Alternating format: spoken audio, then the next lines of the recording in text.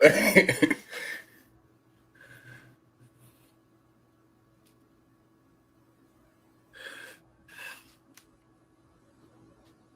it's a problem. Good morning, good afternoon, good evening, everybody. However you happen to be watching or listening to this, technical issues notwithstanding, I want to welcome you to the Gaming Circle podcast, the podcast where this week we are excited because although the news gods haven't been too kind to us, we still have a lot to talk about, and we have a lot of great topics to get into, and we also have a great guest to discuss it with. So, without further ado, let's just jump right into it. And as my yeah, he's here, but I think I'll introduce my guest first. He was scheduled to be here a couple weeks ago, but life happens, and we appreciate him for making for making good and coming back and talking games with us. Mr. Ham Solo 05 Gaming, welcome to the show. Thank you for being here. Tell the fine people, because I've been talking to you in the green room.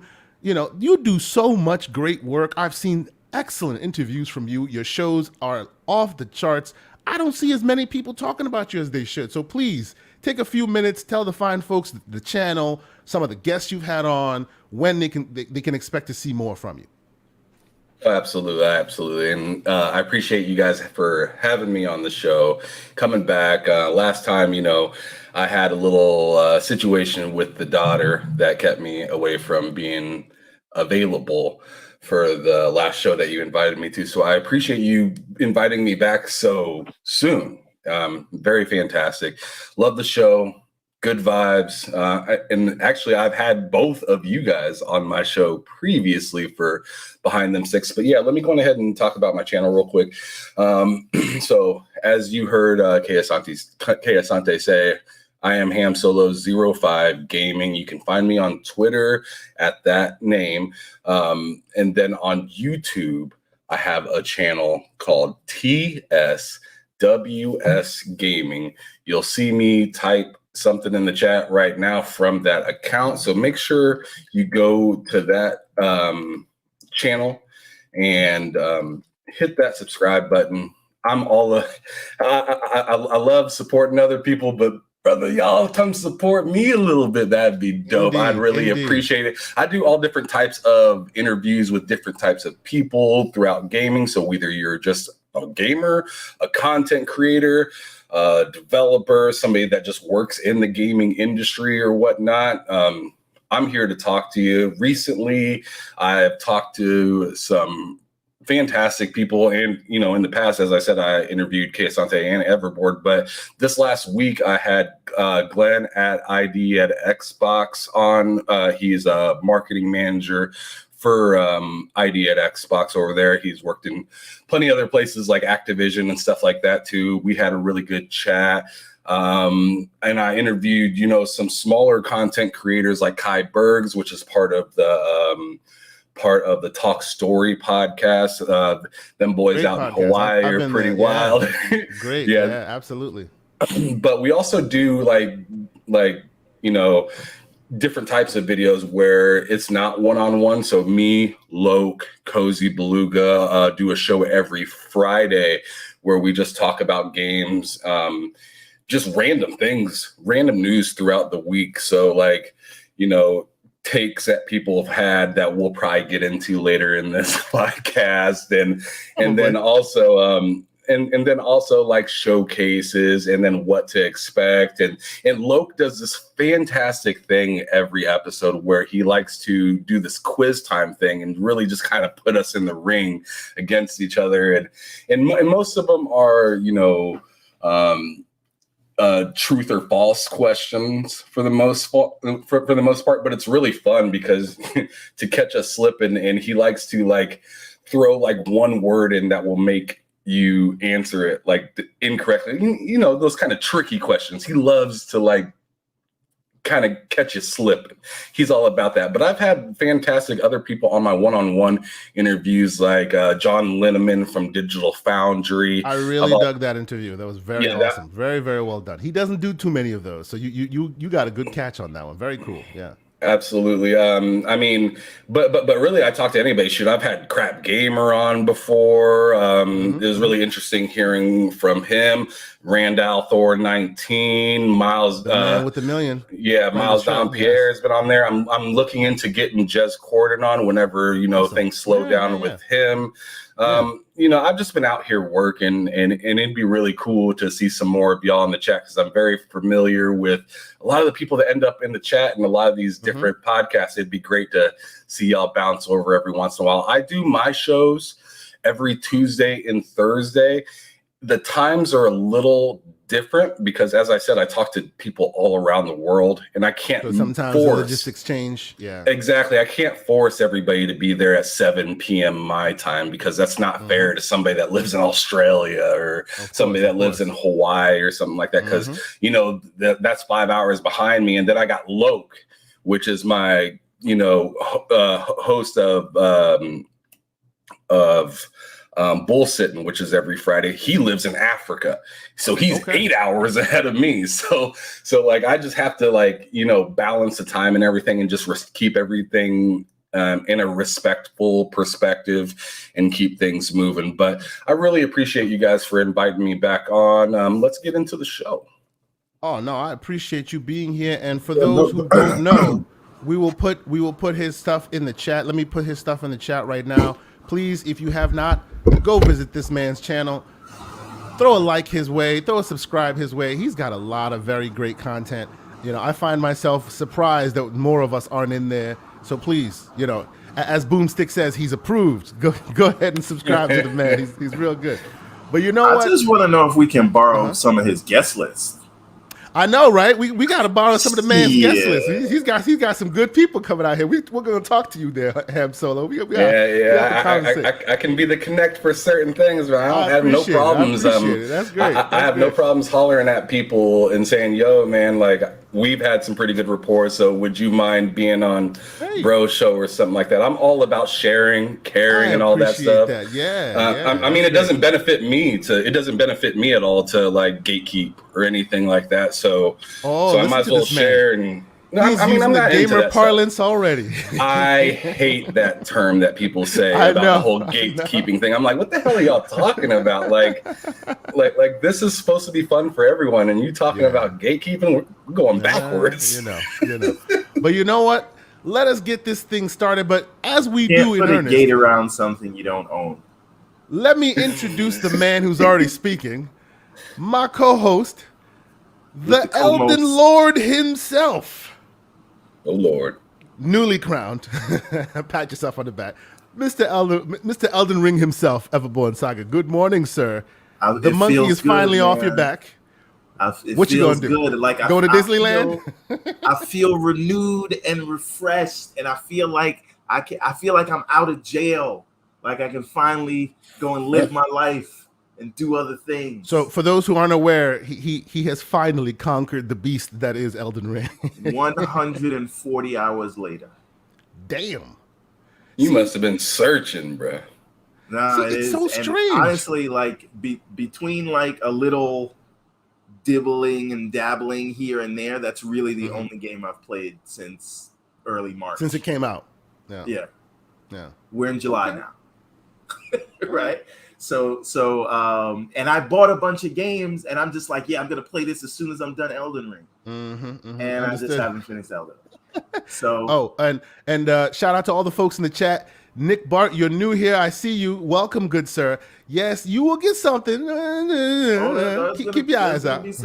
Hey, one other thing we are gonna address is that Sega slander from Randall's Thor himself. I hope he didn't think he was gonna get away so lightly. So you bringing some smoke for him? Okay. Oh, okay. Absolutely. Cool. And I got my clipping hands ready. Get him on Sunday too. Very cool. So you know what? Let's at least start this conversation off as we always do with the games we've been playing. Quickly, for me, you see what's on the screen. I am playing Naraka Blade Point. It's an interesting game. I'm really having a good time with it. Although I have some issues. We'll get into that a little later as we dig through the games we're playing. But fun game. It's a BR at its core, battle royale, but it's basically really great graphics, Tenshu style, characters and weapons and all that. I don't know if any of you gentlemen have tried this yet. It is now on Game Pass. It's been on PC for a little bit. It's You know that I haven't. I know you haven't, yes, but have you seen this? I've seen it. It looks. I figured this would be up your alley because you're Mr. Ninjas, huh? You like this stuff, no? Well, I do, however, and I'm all about the melee in the third person. Yeah. Which is hilarious that I'm primarily an Xbox guy because that's the first person shooter box. Yeah, undeniable. So they say, yes. No. So, yeah, by they you mean Phil Spencer. But sure. No, this is right up my alley. However, I don't like people, so I don't know how I feel about playing with a bunch of strangers online. Well, so I started getting into this just to try it out because there is a campaign coming here. That's what got me interested. But the issue at hand is this is very much even though it's on Game Pass and you pay you it's a small price to pay for. I think it's like $13 online. But if you're looking at the screen right now, look at the screen as you see it. That menu is very much focused, kind of geared towards free to play, if you will. So it makes the navigating and things around a little confusing. Like I don't even know where the campaign is. Like I don't know. It's just it's so much. It's basically what they do. Like Fall Guys has a similar, and I've been playing that as well. You'll see that, they have a similar kind of UI. It's not straightforward, so you don't know. Okay, here's the campaign. Here's your multiplayer BR. You don't. It's very so, but by and large, every time I hear folks who play this, who have been playing this pretty frequently, they have nothing but awesome things to say, and the graphics are amazing, and the characters look great, and the fighting is really cool. So I'm giving it a shot. If it's solely BR all day, every day, chances are I probably will fall off because, as you guys know, I'm not a multiplayer guy like that because I'm a #dadlife, so you got to be able to pause for me.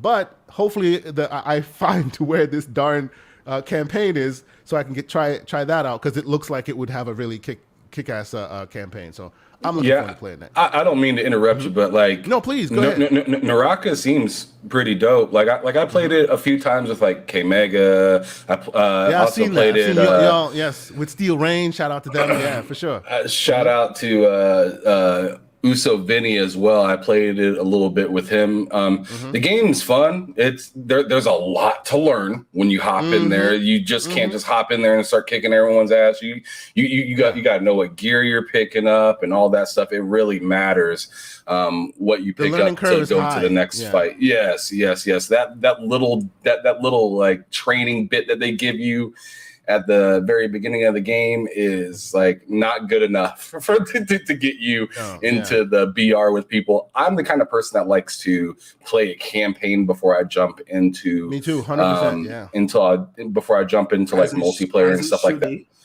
As the world should be. That's right. Right. The only thing that gets an exception for that is games that I've played a lot of in the past that are similar to today. So like Call of Duty, Halo, and stuff like that. That kind of stuff can get a pass because I have history with that. But a brand new game dropping in and then just having, BR that's available. For me, that's kind of off-putting because I just know I'm going to go in and get wiped immediately because I don't know what I'm doing. So like, and plus, as of lately, even though I love multiplayer, I've been really concentrating on the single player side of games a lot lately. Okay. So I had to pause a little bit after I popped in and I started getting my ass beat. I was like, I gotta go. No, I understand. So it is an intriguing concept, right? I like the idea, and I'm like, I let my daughter so I happen to be playing this, and just for context, my daughter saw me playing and went, "Oh, that's a pretty dress," and she started she pulled my controller and started making her own unique designs. Their customizations are pretty extensive.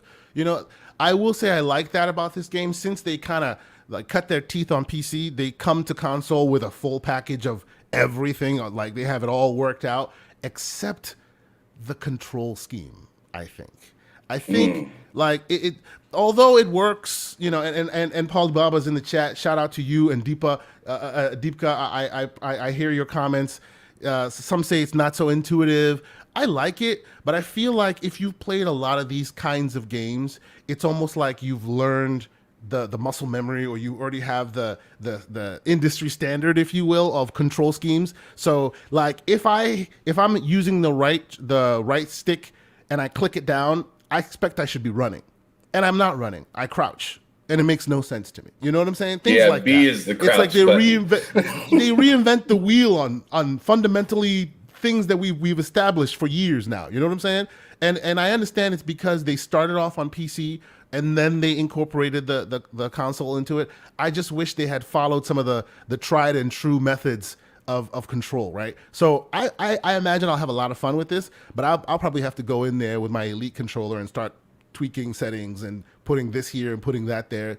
It is what it is. But once you do it, I expect this will be a very, very fun game. So how about you, Ham Solo? I wanted to ask, like, what games have been keeping you busy this week? Oh my goodness! Like, so for the for me, it's been the Uncharted series has been keeping me pretty busy. I beat Is this your first playthrough, or this is like multiple times? This is my first playthrough of the Uncharted series. If people didn't know, I'm gonna go ahead and I'm gonna air it out right now. I didn't have the PS3 or PS4 through the generations. I was all Xbox. All Xbox before. Bro. I used to be like what people would call like a bot, I guess, or whatever, like whatever you want to say in the community. I was that like Xbox only. When you see me like talking about games, I was usually advertising something for Xbox, even in its down time. So I was that guy. But as I grew up, I got a daughter and stuff now. I'm looking around and I'm just like, these arguments and stuff are silly. I just need to just enjoy gaming in its totality. So yeah, I've been enjoying a lot of backlog games and just older games. So what you're saying to me is, and this is the epiphany I just like with what you just said.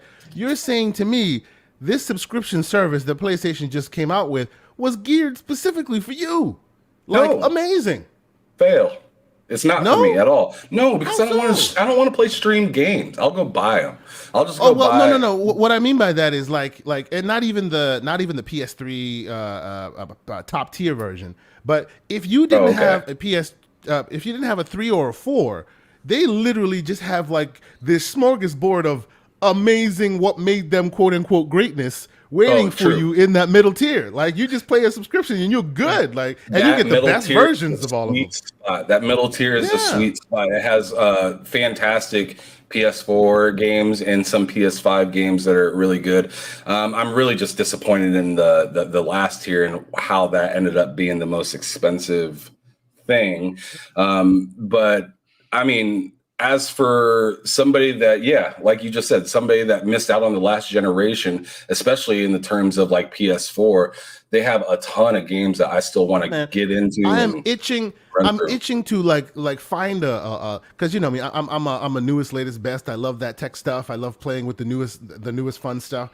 I want a reason to get that subscription service. It's giving me none. I own all those games. I have them in my library already. So it's like, for me, it's like you're just giving me copies of something I already have. But for you, that's awesome. And you get the best versions. That's amazing.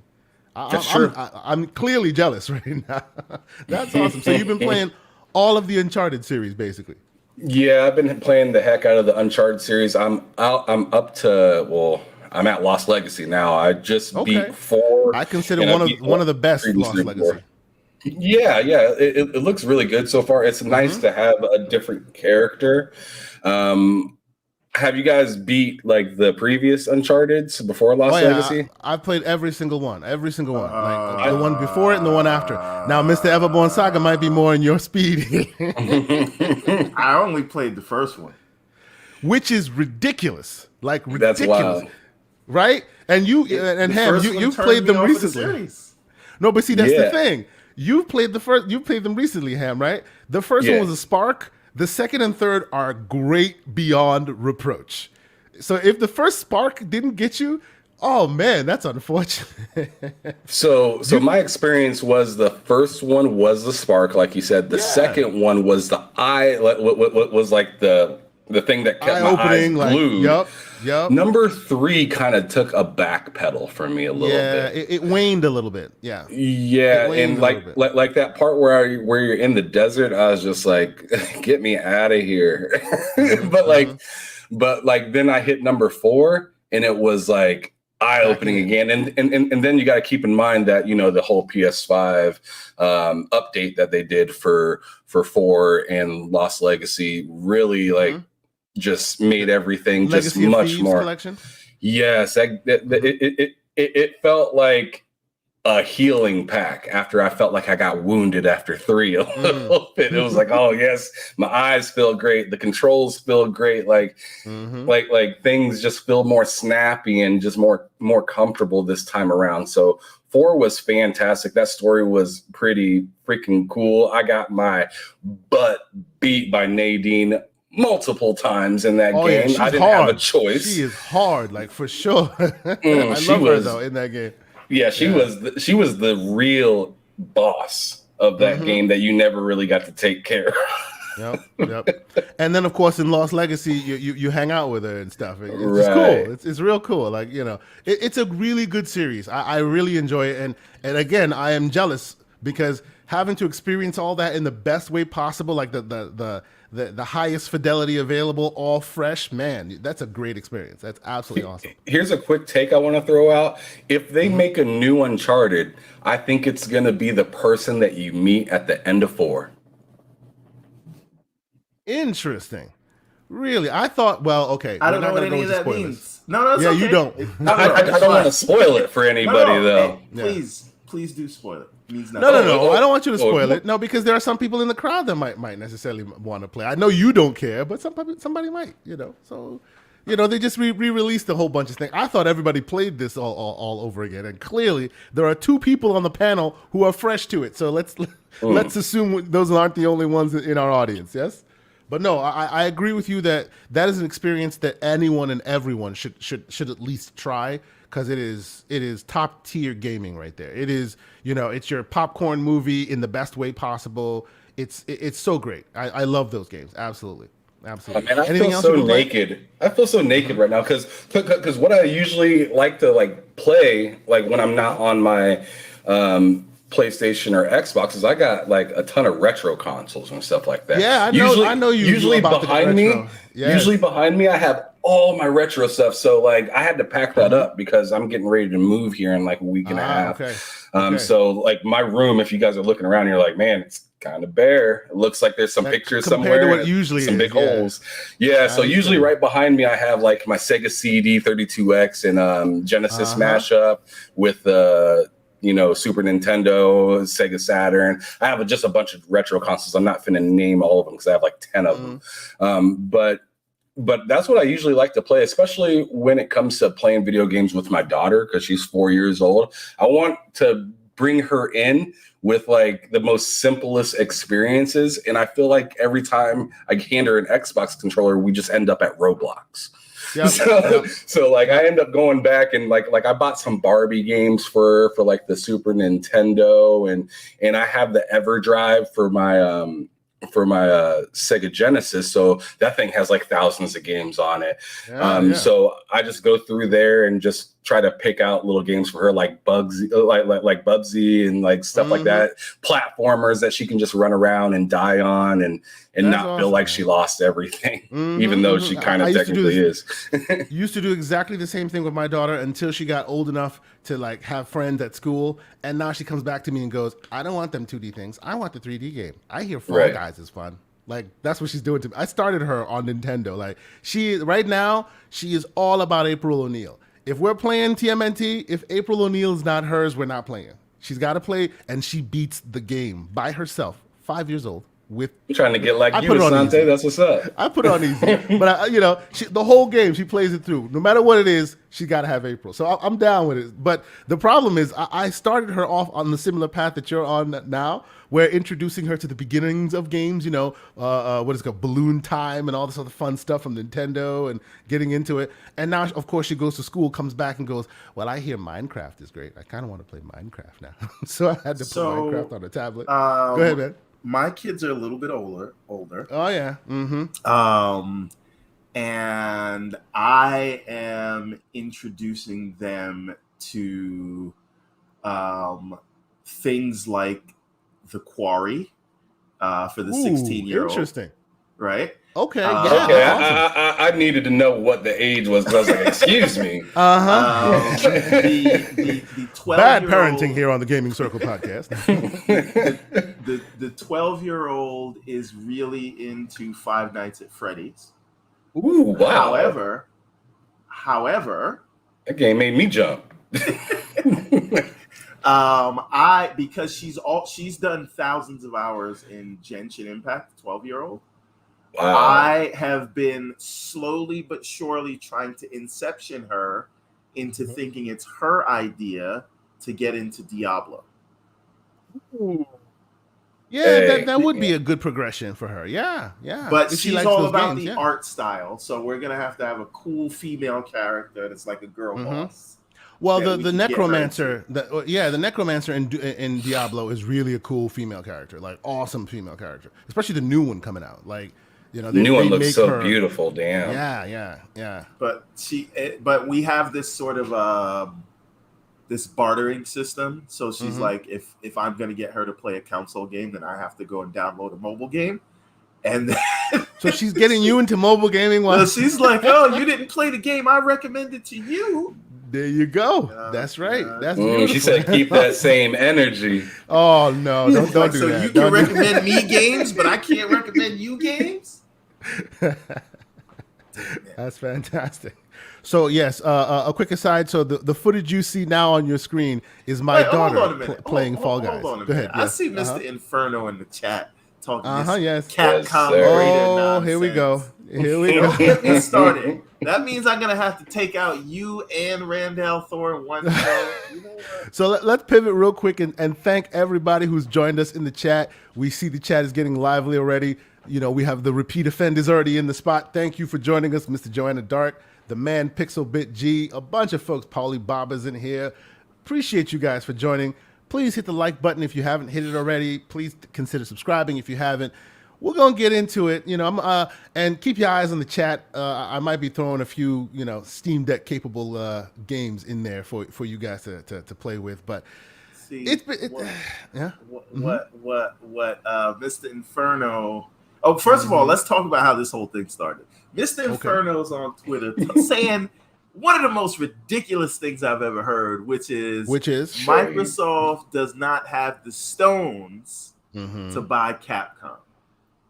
And I said, if they had the stones to buy the biggest publisher, the biggest third-party publisher in all of gaming, you telling me that they can't buy little $5 billion Capcom? So when he says the stones, does he mean that they're scared? Cojones, they're afraid. The gumption, the gall. Interesting. Okay, that's an interesting take. So, to me, that doesn't make any sense because to me, it seems like if Xbox had the opportunity to do that, they would have did that yesterday. Right. And they also, at one time, you know, there's reports that a while back that they were in talks about that, but those talks fell apart. It just fell apart. Yeah. So they would do it. But so what I say that Sega is the better purchase. And I'll tell you. And you know what? Funny enough, maybe you table that because we might have a topic related to it. All right. Inferno. You know what? Inferno. You know what? You know what? Because I have some words about Capcom. You know what? You're there. So let's go there. Let's switch to the news stories of the week, right? Because he always like. Let's go. Let's just go on the fly. The first call an audible sometime. The first story of the week. The first story that I wanted to discuss, and let's be clear. You know, as I said, the news guys have been kind of dribs and drabs. But I found some very interesting news stories that lead to broader topics that we at this show have been having for a while now, right?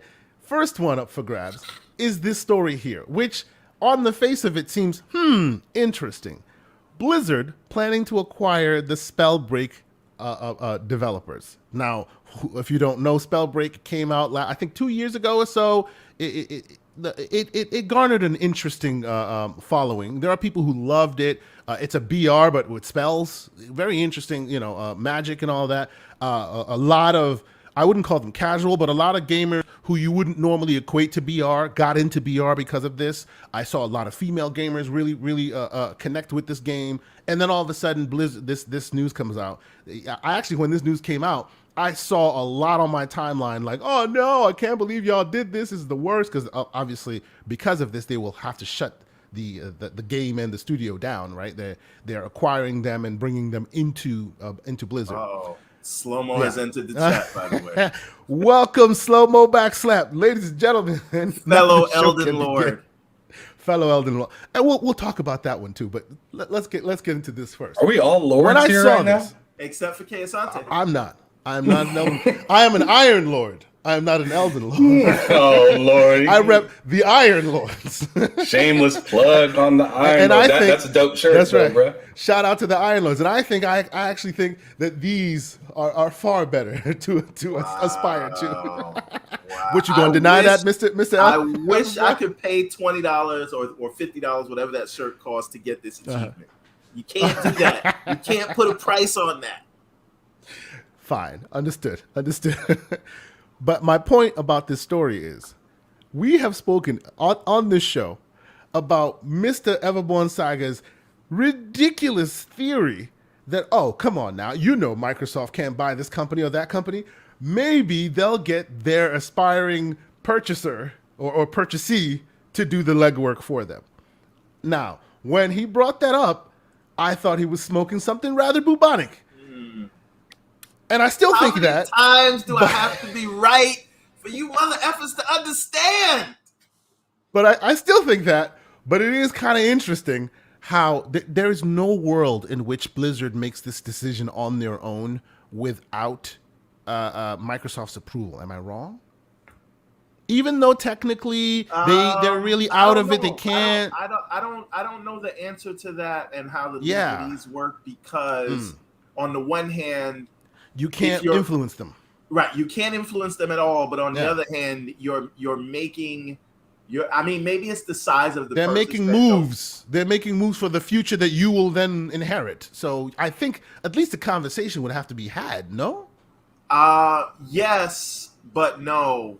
Right, because again, I think it's the size of the deal. Because this was only 100 developers. I think if it's because basically this is like an acqui-hire. Yeah, basically, right? Yeah. They just got 100 employees. Right. You don't have to ask Microsoft if you're going to hire 100 people. But what makes this interesting, though, is because this is being done at the same time that the Activision Blizzard deal is going with Microsoft, this will inherently become one of the places that the regulatory bodies will look at as well. And that's already been reported that they will look at, hey, they're buying this just to see that everything is above board. So it's kind of a weird situation. But it's under $100 million. So yeah, exactly. So it's not really something that, you know what I mean? And they're not gonna live on as their own studio. They're gonna basically become employees. Of on the Blizzard side. Absolutely. Yeah. So basically they just absorb this thing, which is they absorb the company. Yeah. But here's my question to you. So if they can do this, and I guess you've already thrown cold water on some of that, right? But with your statement, if they can do this, they could have kind of bought Sega. I mean, the regulatory bodies would be like, but hey. Forget about Sega, because I think that... Ooh, hold on. I need somebody to clip that small part. With Everborn Saga going, forget about Sega. Forget about Sega. I'm sorry. Continue. No. But it's not about Sega here, right? Because the size of that deal and the markets they operate in, that's going to require a whole separate regulatory approval. So big old thing. That becomes different. But you know what they could have got? Crystal Dynamic. And IDOS Montreal. And IDOS Montreal. Studio and a bunch of, I know. They could have got that. Yes. And they just let it all go because Square apparently has some kind of axe to grind. I said it. We don't know that for sure. If they don't have an axe to grind, then they are in pocket by the distinguished competition, as Stan Lee would call it. And maybe maybe their overlords told them, listen, we don't really want you helping out these guys. See, I'll just keep it moving. And for my audio listeners, it was sometimes you should consider joining our chat and checking out the video, because Slow-Mo and a few others make it their business to try and derail this show, and they're usually pretty damn successful at it, and they're being successful here for sure. But yes, so no, I thought this was interesting. Clearly, this doesn't mean that, now they're just going to be using ABK as their henchman to go out there. Yeah, how about you go get me this one? Why don't you go get me that one? That's not happening here. But it's still an interesting whatever. The way I look at this is thought. The way I look at this is a lot of these deals and stuff like that, I feel like, are in the works so much earlier than we perceive them to be. So like this whole Blizzard, plans to acquire Spellbreak. I mean, that could have been, a deal going on before even Microsoft possibly thought, hey, we need to acquire Activision Blizzard. True. So, I mean, as you know, with making a show, for the most part, who you're having on before your crowd does. And I feel like it's the same thing in the industry when you're doing this kind of stuff. It's like these people have been chatting and talking to other people about, what should we do? Oh, this could work out. A lot of boardroom meetings going on, and then they landed with, let's go on ahead and do this. And in the midst, Microsoft looked at them and saying, oh, so y'all looking at getting this while we're trying to purchase y'all? Go on ahead. That looks like a good idea. I mean, we're still going to copy y'all anyways, but we like the direction y'all are going. So just keep on with what y'all are doing, and I'm gonna be happy at the end of the day. So I mean, that's the kind of the way that I look at it. Let me ask you guys a question, right? Hold that thought. Okay. The Witness Steam code in the chat. Continue, Everboy. No, so there was some news that came out, and I don't know if it's on the topic list, but I think it's kind of pertinent to what we're talking about right now. And just let me thread this needle for a second. The news came out saying that,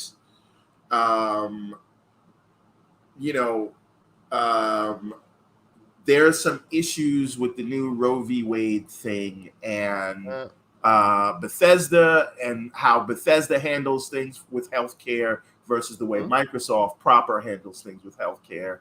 And because Microsoft is very hands-off in their approach with the acquisition, Bethesda still operates, or ZeniMax still operates autonomously, so they respect their health plan that they have in place. So there's basically the Microsoft health plan and then the ZeniMax health plan. And Microsoft has a stance where we will cover all your costs if you want to travel to another state in order to go do this and that. And Bethesda, I don't think, has committed to that yet. But that highlights the fact that they are, even though they're a subsidiary, they're still independent.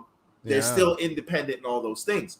So if that is the case, how much more independent are they? Meaning, how much more independent will Activision be in terms of what they do, what they buy, all their systems that are currently in place? See, and you know what? I agree with you on that. But I don't know. It's nothing to agree with. It's more of a I see the angle that you're approaching it with. The where I think that may not be the same model when they purchase the Activision Blizzard King deal, when that closes. Where I see that model may be different is in that we've already heard, how tumultuous Activision Blizzard King has been up until now, and everyone, like up and down, whether it's regulatory bodies or just the public, it's all about, hey, fix this, clean up shop. First off, they don't like the way the games are doled out. Everything turns into Call of Duty. A lot of the great creatives have now been put into the salt mines, as it were, right? In addition to, all of the gross negligence and the horrible mistreating of employees. So I don't think Microsoft applies the same method that they did to Bethesda to ABK, because Bethesda literally needed money, but they were pretty much a well-oiled machine at the time. So you can kind of bring them in-house and just let them loose because they're a well-oiled machine, right? Whereas ABK comes in knowing you got a lot of house cleaning to do. So I don't think they'll still be able to do their independent thing. Like shout out to Jez Corden and Randall Thor, who you will give righteous smoke to eventually, I'm sure. But yesterday they were talking on no smoke for Jez this week because he was on code. That's right. That's Jez right. understands and sees what's what. So they were talking yesterday about the fact that as it stands right now, excuse me, it looks like once that deal closes, there will be a lot of shakeup, right? There will be a lot of shakeup at the studio, and rightly so. Let me say something now, just to get ahead of this. I could be wrong, and I hope that I'm wrong. I hope I'm going to take an L like Mr. Inferno is going to take an L about Capcom. I think that Bobby K is going to stay on a lot longer than people think. I don't think the deal closes and he's out the next day. No, it's not the next day, but I think he will be out soon after. I think that they're going to have to complete the integration, and they're going to need somebody at the helm to do that. I think during the integration. I think he might be there 6 months to a year after that thing closes. I agree with Everborn on that. Yeah. No, I agree as well. See, to me, that's not long. 6 months to a year is just the logistics of getting. I know, out. but the a man's lot of got a $200 million golden parachute. Right. A lot of people think that the deal is done and he's out. And he's out the next day. He's going to be doing press events. He's going to be doing all those things. Yeah. And people are going to be like, Microsoft, what the hell are you doing? Jez was speaking on like that. Jez was speaking on the fact that he thinks that they will exit stage left him and put Sarah in place soon within the time frame of that transition. But I do agree with you. No, see, but that's the thing. I do agree with you that be prepared for that. Exactly. I do agree with you that idea of day one, that's ridiculous. There is no way. The guy has 200 million plus coming to him. He does not get out the door day one. There's logistics that have to happen, right? They may even try and stop him from getting that 200 because that can happen if the board is unanimous, which they're not. They don't want to deal with that argument. They may just throw it at him and tell him to just exit stage left, but it won't happen overnight. The point is going to be that Bobby reports to Phil. True. That's what they're going to do. Is true. And they're going to keep him. Well, he already started that. Remember, they all report to me. He already started that talking. Yeah, they didn't say that for no reason. They said that because they knew, I think, that they weren't going to get rid of. Well, because just like. And by the way, Gaming Forte is in the chat. I was just about to say, welcome, good sir. You know, not only the slanderous one, but the one that keeps him in. Well, tries to keep him in check. What's going on, Forte? How you doing, brother? No, but I agree with you. It's like trying to close Guantanamo. You know what I mean? It's not an overnight thing. Yeah, you gotta pump your brakes. Still open. It's still open. So I'm just saying. Yes. Be so set your expectations. Yes. Set your expectations. So I think he's going to be there. Yeah, for at least a year, maybe even longer. Because I mean, as much as people hate him, yes. I'm not going to discount the knowledge that he has within his own company because that's his home front, right? Yeah. So you want to, although he's not perceived to be, a great person and whatnot, you still want to take as much knowledge and stuff like that. Like if any like you look at.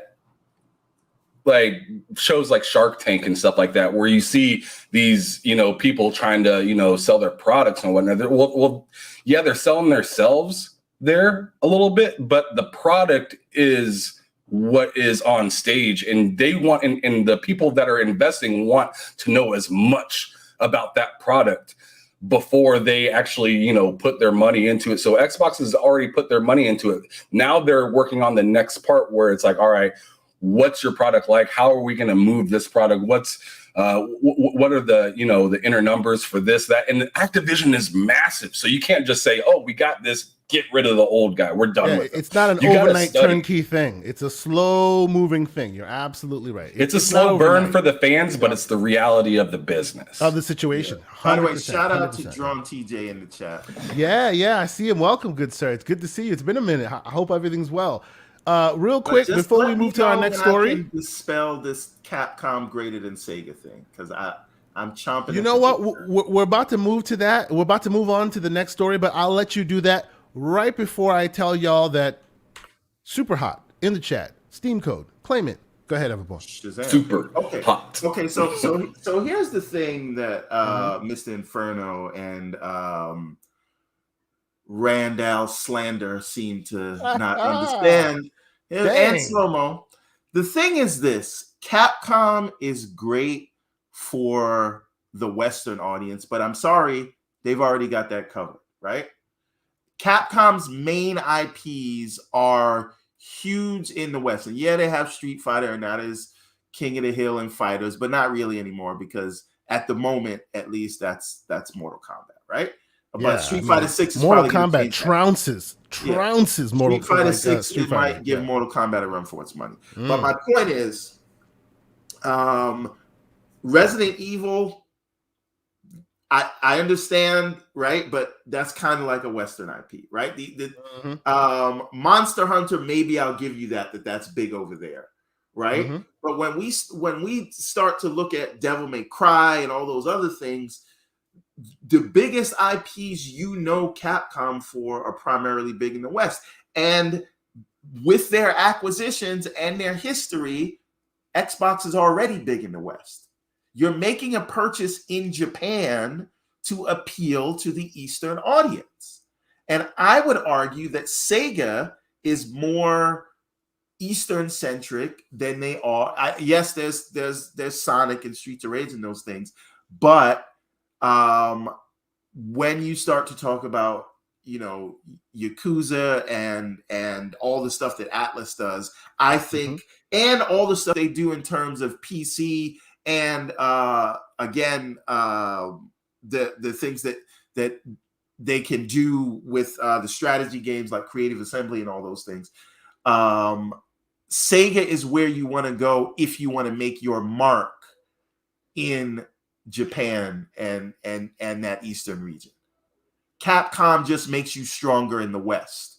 Sega will make you stronger in the East, and the relationship is there. Ed Nasa, right? You're welcome. Congratulations. You got the super hot code. Enjoy that. Absolutely awesome. Yes. Right. So you're telling me that Capcom now represents more Western gaming than it does East. That's exactly what I'm telling you. Yes. Think about their major IPs, what they're focusing on. Okay, but I guess that's hard for me to really wrap my head around, because I haven't really gotten a good sense of how the Eastern market sees Capcom. I always thought the Eastern market saw Capcom similarly to how they see Bandai Namco, or those who they make Eastern games, but they really try to put, this is what we think that the Western games look like. Like it's almost like a Western games by way of Eastern development. Hold on, Duvie. I did mention apart from Monster Hunter. I did say that. True. Yes, which is monstrous out there. Yes, indeed. That franchise alone they live off. Bam in the chat. What's happening, Bam? What's going on, Bam? How you doing? But no, I hear you. It's an interesting theory. So you think that because there are more, they focus more on the West and they're more Western successful, that like a company like Microsoft, for example, would not need them because they already have those bases covered. They want somebody that's more knee deep in the Eastern market. But if that's the case, I would say Bandai Namco is better than both Sega and Capcom. Let's go. But Bandai I love Namco, that. Bandai because Namco, they are really East, right? No, I understand that, but have you seen Bandai Namco's market cap? And do you know how many other businesses that Bandai Namco are in? They are very diversified. They are Sega Sammy all over. Yes, you're absolutely right. Absolutely right. That would be, buying Bandai would be nearly the equivalent of buying Take-Two before they purchased Zynga. Well, right? Yeah, it sounds tough. Listen to what you're saying though. You could be buying Bandai. Well, actually, no, I'm wrong. You could be buying Namco, not Bandai, because Namco is the gaming division, whereas Bandai is the toy division. First of all, Slow-Mo, I don't know who he said. He said when you have to exclude things to help your argument is struggling. Is he talking to Pixelbit G or is he talking to me? Please, Slow-Mo, prove me wrong. Stop picking fights with the chat. Continue. Oh, no. Half of the appeal of this show is me arguing. It's picking fights with the chat. I can't. True. No. So the question is, so with Sega, they're heavily entrenched in the PC market. They can help you in the RTS strategy market. They have that. They don't need help in the RTS market. They have that sewn up already. They're the only Western house doing RTS. Okay, Microsoft? Like what? Like what game? Real time strategies. Yeah. They've been on the Age of Empires kick. Oh, They've been on the stop Age of Empires. Who helped develop that? Yeah, I get that, but No. Tell the people because a lot of people don't know. No, I hear you. Who helped Yes, develop it? they asked Sega, and Sega is who they. Yes, I get that, but my point is, you don't need to buy them. If your Halo Wars, if your every time they XCOM like a game, they borrow developer for somebody to do it, but it still gets done. So why do you need Sega for that? It gets done and it's successful by and large. So what's the gap you're trying to fill when they're already fulfilling it successfully now? I mean, I don't disagree with you that it's a good purchase, but I don't think reason is it. Why does everybody keep bringing up? I said Monster Hunter was the first thing I brought up. Oh Lord! I said apart from Monster Hunter, all their other IPs are primarily huge in the West. That's what I said. So we can't say I left out Monster Hunter. Monster Hunter is the first thing. I am just saying that. I think Bam nails it on the head right here, real quick. I'm sorry, but yes, absolutely. I'm either arguing with you or I'm talking you off the ledge. One or the other. One or the other. Indeed. So the point is, and I see you, Mr. Joe in the dark. Sega not only will give you that legacy in the region, we're not going to talk about the fact that you get Sonic. It will also, again, Sonic. Yes, the hell you do. Damn it! I didn't think you heard that one. But I do think Sega can get you in the room with a lot of other publishers once they become your arm, and once Sega becomes your Xbox Japan. So that is a true statement. You do need representation on that side of the house in order to be able to make smooth other deals out. That makes perfect sense to me. The way I look at Sega and Xbox is the same way I look at. I mean, this could be a reach, but Square Enix to PlayStation. That's not a reach at all. That's not a reach. Yeah, they have a really good relationship. You can tell. Yeah. Yeah. So I mean, I'd like to see Sega with Xbox, but if they can keep these deals, working with each other without having to purchase, I think that's fine too. That's a better deal. I'm not dying to have Sega be an Xbox studio, but it'd be really. It'd be really cool to see because they have just so much history together. Especially, I mean, me and Everborn talked about this on Behind Them Sticks on our podcast, on the podcast that we had.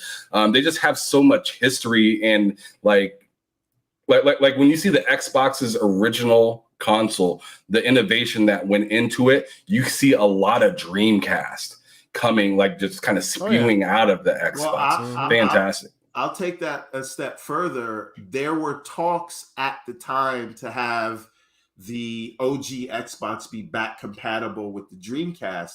And at that time, they were in talks for Microsoft to purchase Sega back then in the lead up to the release of the OG Xbox. But those talks fell apart, and they were advanced talks with Bill Gates and at the time the CEO of Sega, but they fell apart for those two reasons. It was how Sega didn't want to use Microsoft's development tools, and Bill Gates insisted on that.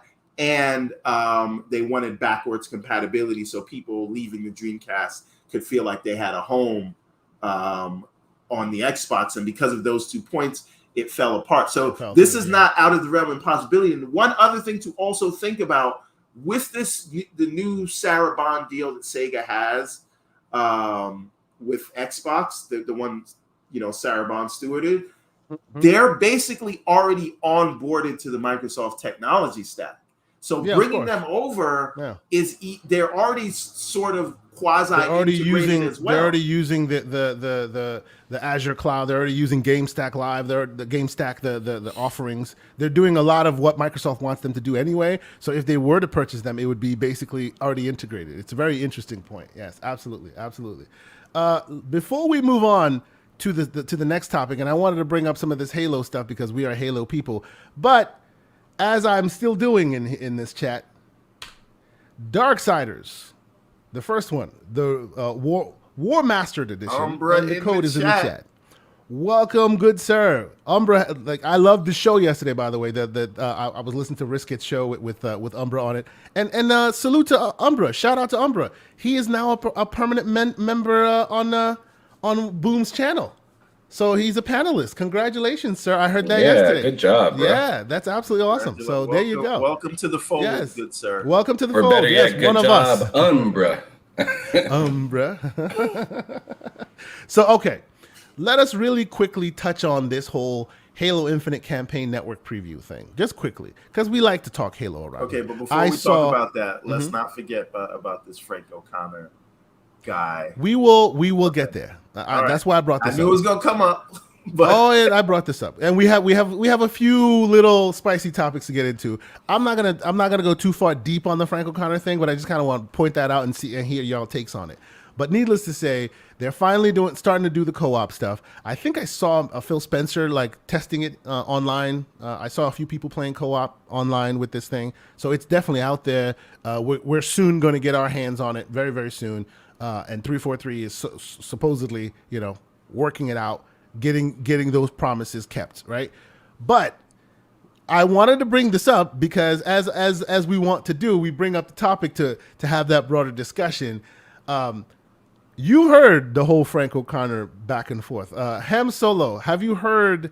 Do you know who Frank O'Connor is, first of all, and have you heard the scuttlebutt, as it were, with No, go ahead and put me on game. Okay, so Frank O'Connor has been, I think he's a game, I don't know his title now, but he's won many titles at 343, and I think also at Bungie originally. Oh, wait a second, timeout. Yeah, I know who he is, because not been too hot, right? Exactly. Yeah, but he's been with the company for a long, I'll say he's been with Halo for a long time, right? I mean, they've kept it on the wraps. They've kind of kept it on the DL, but he's been banned from Reset Era for racist and sexist remarks. I mean, Reset Era, if you get banned from there, you must be really like trying hard, right? He's been banned from there. And there have been multiple reports, and you can count it like online, of the stuff he puts out there that's just really beyond the pale, like really like horrible stuff. Okay. And then that whole thing with the special helmet, the special skins, Bonobo. There you go. The special skins for Juneteenth situation came about, right?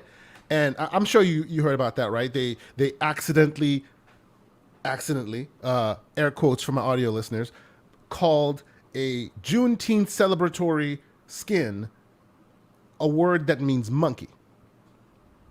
Yep. Right? Yeah, I seen that. It was foul. And it came out, and people are like, "Oh, Bonnie Ross came out and fell on the proverbial sword, and it was a mistake, and it's old code, and blah blah blah blah blah blah." But a lot of people, and even shout out to Randall Thor. He said it on his show yesterday.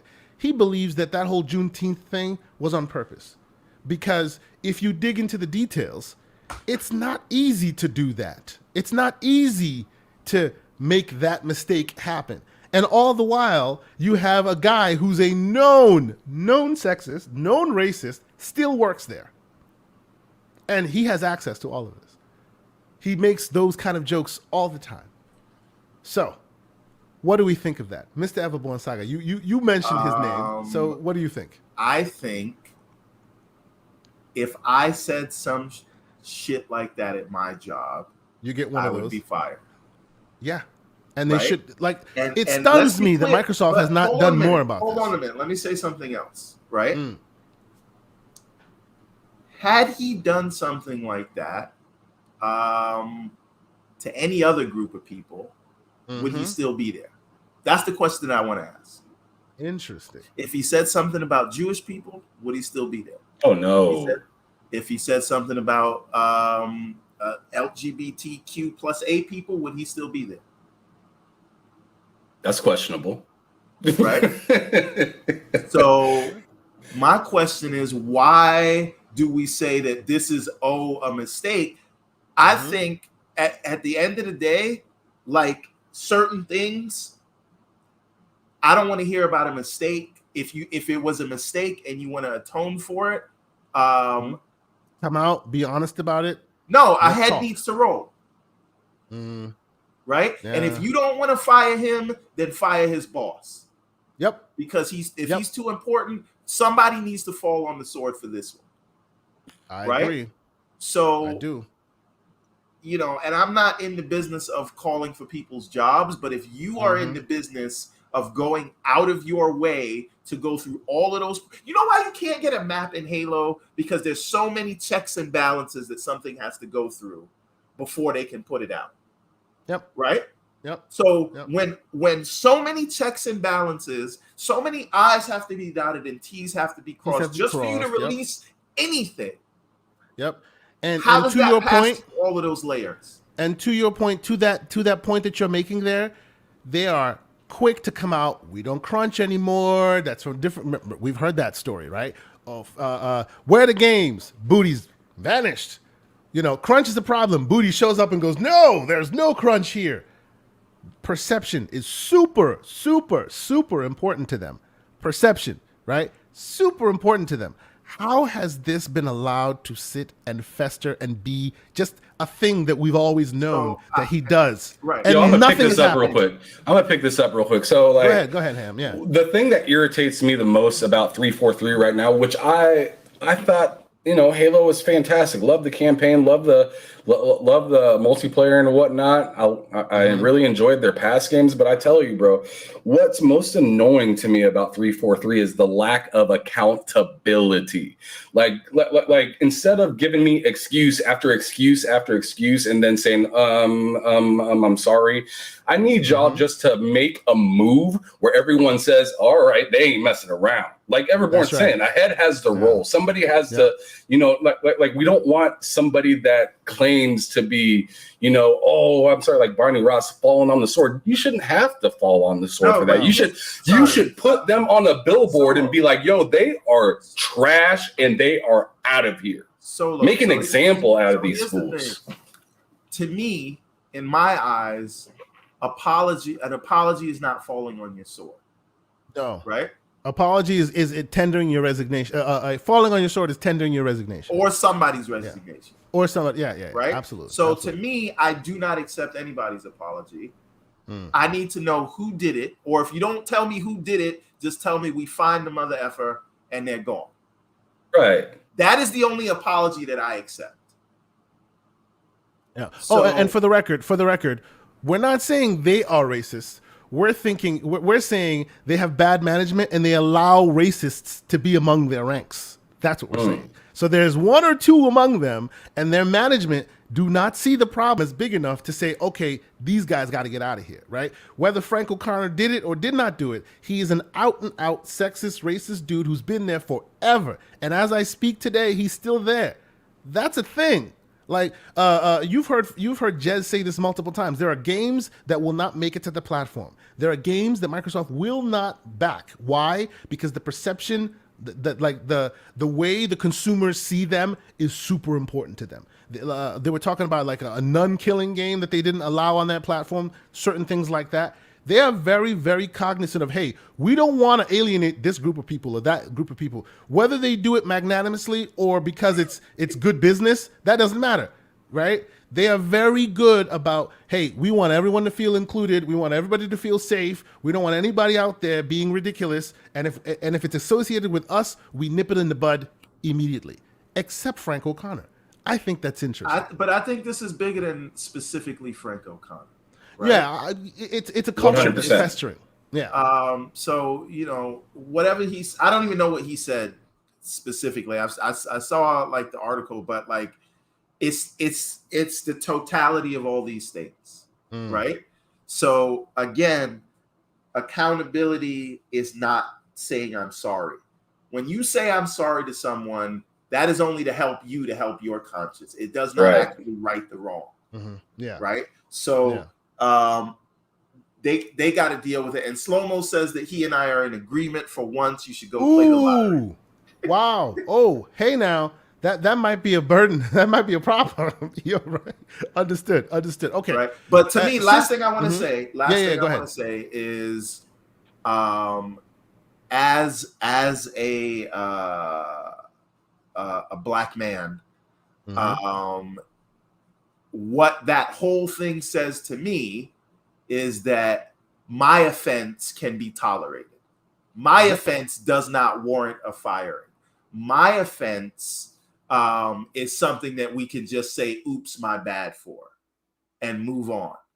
Yeah. And it says that someone else's offense is it would be taken more seriously than mine. So, that is what that is. So we got that out the whipping way. The whipping boys are the whipping boys. They get whipped. It's what happens. Right. So yeah, I understand. But now, okay, let us campaign. Let me talk about the camp. You can speak on it real quick. Yeah, what do you think?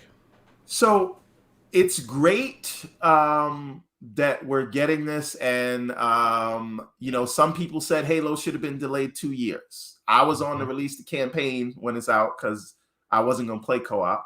But it is crazy to think that we are a year and a half out and co-op's just going into beta now. So hopefully it'll be out of beta by the end of the year. And I understand the way the story is designed. It didn't allow for, other characters in the campaign. So it's just weird to me that everyone is chief. Yeah. Also, which is so odd. It should not be that way, especially after Halo 5, when it was just really kind of built into, it was built into the story. The way I thought they should have done campaign, if it was going to be delayed, it should have been a part of a new story update where you had the rest of Blue Team come and you would play as them especially right after the show, right? That to me is how that would have been worth the delay if they did that. But this is just play the same campaign over, everybody's chief, which is a little bit less exciting to me. But people are going to want to do it, and it's a really fun game, and they've built an amazing sandbox. So, for the people that want to do that again, that's great. I probably don't care about this. Right, I wanted it. The ship has sailed. No, I mean I was never going to play. I wasn't lying before when I said I was never going to play co-op. So okay, true. You're not really a co-op kind of person. I would have played. This is why I said release the campaign, because selfishly I wanted it.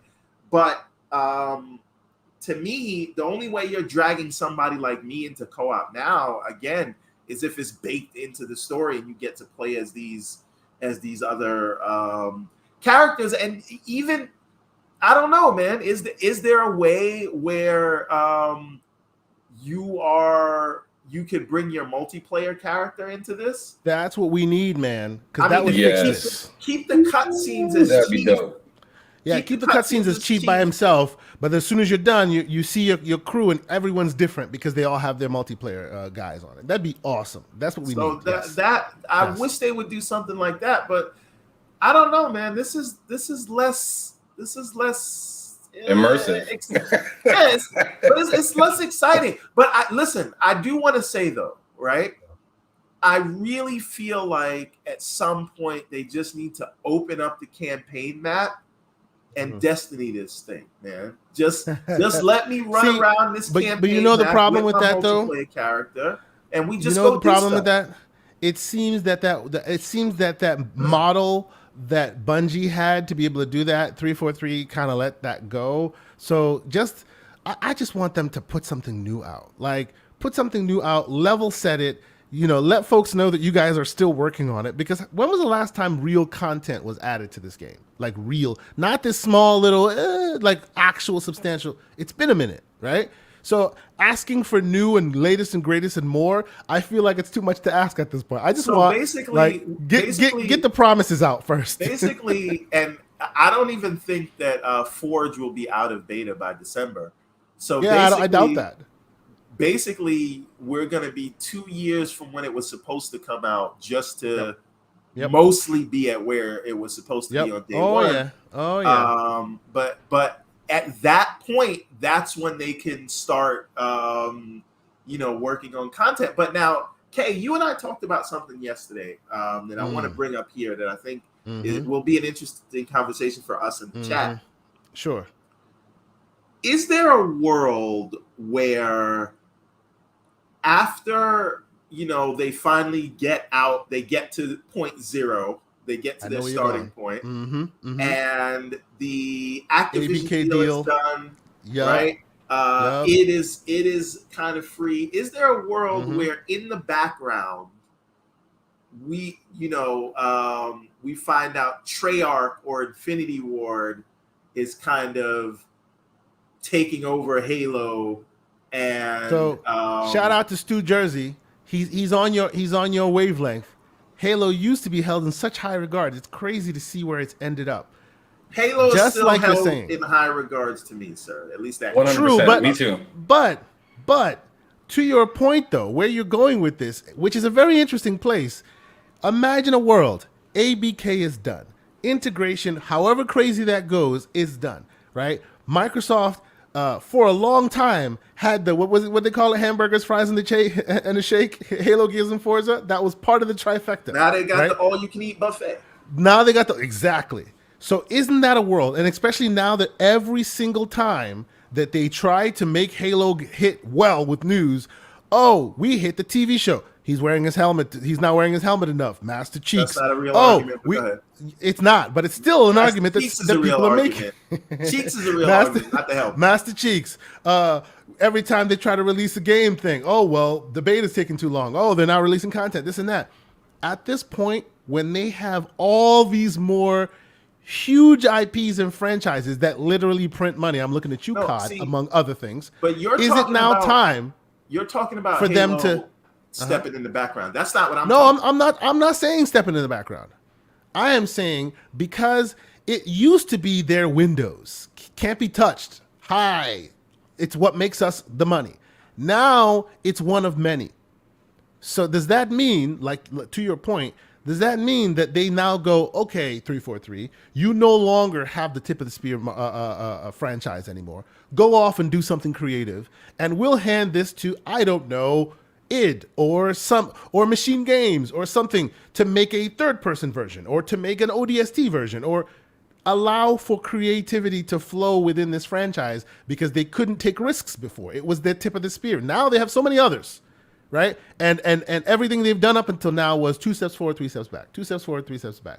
Don't you think now would be an interesting time while they obfuscate, they move your view and go, oh, isn't Call of Duty great? Look, we're bringing back Guitar Hero. And then they go in the back and go, okay, see, this was Halo. Halo is not what it used to be. Give us a new version of Halo, and they hand it off to them to all prototype and give something weird. What do you think of that? So there's something I actually think of that, and I really loved that like burgers and fries reference. I thought that was hilarious. You know, but anyways, so what I think is 343 is going to hold on to it, but I think they will like allow for more assisting through these other developers and whatnot. So I don't think they'd want to rip the bandage off or like that's too bad for PR, right? Exactly. So I think they would like allow like a Treyarch or like an Infinity Ward or something like that to come in there and assist them with their names, you know, maybe put somewhere in it. But I don't think they would take it away from 343 because then I mean, especially without another game coming from 343 that we know about. How are you going to? That's the thing. What you just said there. Hold on, real quick. What you just said there, that we know about. I don't think this world would happen, and they would tell you about it.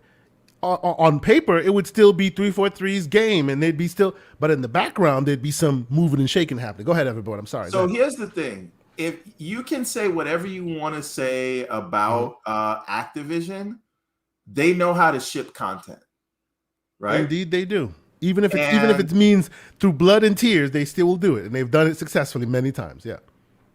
But I don't think this is a situation of closing down 343. No, not at all. Not at all. No. But I do think that is there any universe where you hear like basically like a Halo Wars situation where it's like, we're not making this, we're shepherding it, but Infinity Ward is making, right? This is my point. It'll be like, oh, 343 is doing it, but yeah, it is kind of really doing it. You know what I'm saying? Or kind of listen, since they separated the SKUs, I completely would not mind if 343 multiplayer goes someplace else, and somebody else does the multiplayer.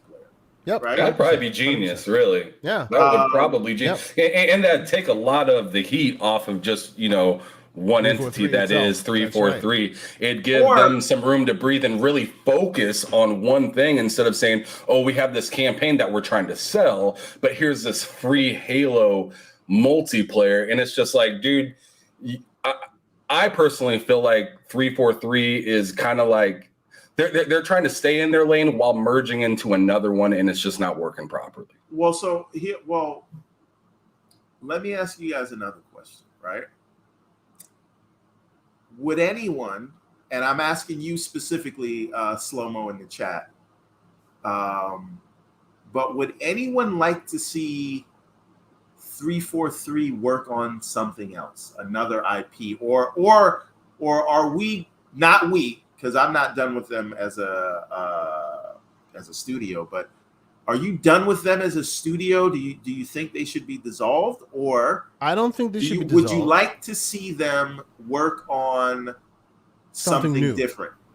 Yeah, I want to see them work on something that they care about, not something that was thrust upon them. No, but they do care. We got to be. Oh no, don't get me wrong. Don't get me wrong. Don't get me wrong. I'm not saying it like that. I mean, this was not their brainchild. They were hired, put together for this purpose that wasn't theirs. Yes, this was not their brainchild. That's also. But there have been a lot of Bungie people that have transitioned to 343, including the person who directed it to 343 Joe. was started by the people. I get it. I guess what I'm saying started Halo and they wanted to be there. I guess what I'm saying is, like, a lot of studios within Microsoft, are given the indie studio treatment, which is you give us your idea and we'll shepherd it through. You come up with what you want, we'll give you, we like it, we don't like it, whatever, we'll shepherd it through. 343 has never been allowed to do that.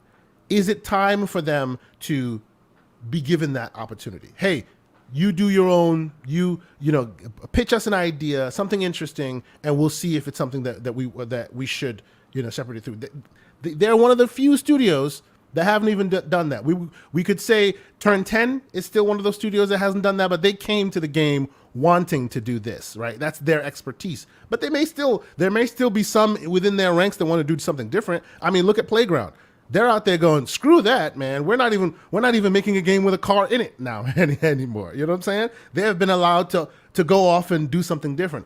Is 343, although I kind of thinking out loud and speaking this while I'm thinking about it, that's a bit of a problem because they haven't been successful with the game they were given to Stuart in the first place. What do you think, Ham? You think they should be given something new? I think they should 100% do something new. I mean, like, smaller, especially maybe? while I don't know if it should be smaller. I feel like it could be the same size, just usher in something new to like really. I mean, now that you have all these tools around you, you have, Activision Blizzard, you have, Bethesda with, id Tech was massive for Phil Spencer. He said that was one of his things that he's most excited about with that whole merger. So, I mean, like, I feel like now that you have so many different assets in so many different areas, this would be a great time to maybe merge. Keep Halo as like, one of the, main faces of your franchise, sure. But this is a good time. I mean, just like kind of Bungie did with Halo and whatnot. They put out Halo, which was fantastic, but then they slid in Destiny and everyone was like, huh, what's that? That's new. That's interesting. I don't know what to expect. And then the game came out and it's like, man, this is totally different than everything Halo. Else. Yeah. This is totally different than Halo. This has, a pretty interesting and fantastic story and whatnot. What Halo should have evolved to. Which is what Bungie kind of was making it do. To answer this, here's a question. Iron Mike, welcome. He's saying 343 is named after a Halo character to make Halo games. they can still make Halo games. Just maybe ODST, maybe something off the beaten path. That's not what I think. I still think 343 shepherds the project. It's there. That studio is designed for Halo. Everything Halo lore-wise, everything is there. Yeah, but if their hands aren't in the pot, then what else should they be doing? Shepherding the project is not a full-time gig. They should be making their own something. I think they should expand in terms of shepherd the next Halo project, but have it be developed by someone else. Look at what the initiative is doing with I see what you're saying. Where you're going with that? Crystal Dynamics. Yep. Should have been bought by Microsoft, but whatever. Yeah. The point is, they can shepherd the project, and I mean, it seems like they need help, right? Yeah, you know what? Let's get off the Halo train because we could be here for a while. I do agree with y'all that the status quo. I still agree with that. Yeah. I believe that the status quo is becoming a bit problematic. You know, they are rightfully so championing the fact that they don't crunch and they don't want to crunch. That's great, but I've always thought in my mind, it's anytime an argument comes out and they go, hey, you know, why is your game not on time? And their response is, well, we don't like to crunch. That's not a tit for tat. That's not a, hey, either we're crunching or you're getting your game on time. Like that crunch is not a mandatory requirement for releasing games on time.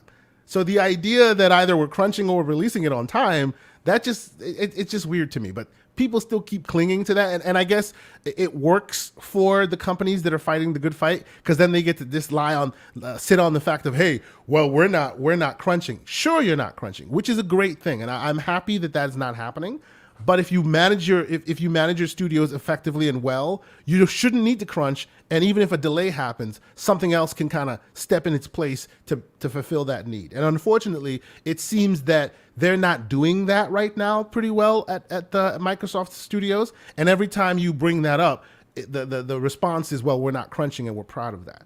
And I don't think those are the only two ways to go, right? There are other ways where you can go where the studios are allowed to fulfill what they need to fulfill, get it done without having to sleep under their desk as a quote unquote badge of honor. To me, Kay Asante, if you pride yourself in not crunching, then you need to methodically think about what you're doing before you put that information out there. That's right. Yeah. You can't just say, hey, we're going to be ready for this. This is going to come out. And then nothing happens. And then you're just like, but we're not crunching. And it's like, okay, well, I don't see what that has to do with anything. Y'all made it seem like y'all had everything together. And then you show us something and we're sitting back like, bro, what are y'all talking about? What are y'all doing over there? Well, and you have no answer to it.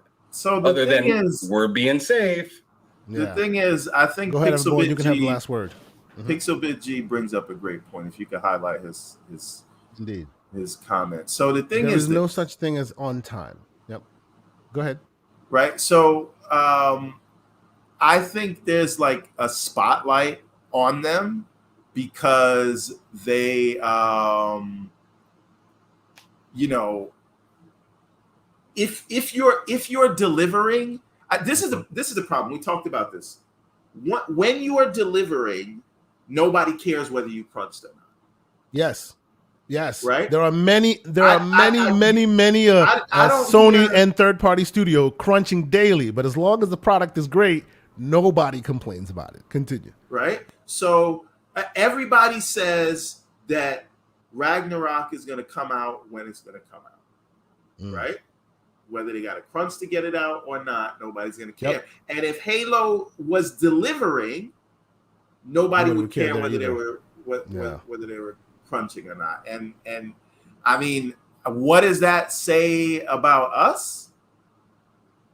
I don't know, right? So we can turn around and say, well, this thing needs to be out by then, and that what it needs to be out by then. Now, let's be clear. It is on Microsoft or whatever publisher to project these dates and then hit them or not. Nobody told you to give a date, right? Ragnarok, they're not telling you until they know that they're ready, right?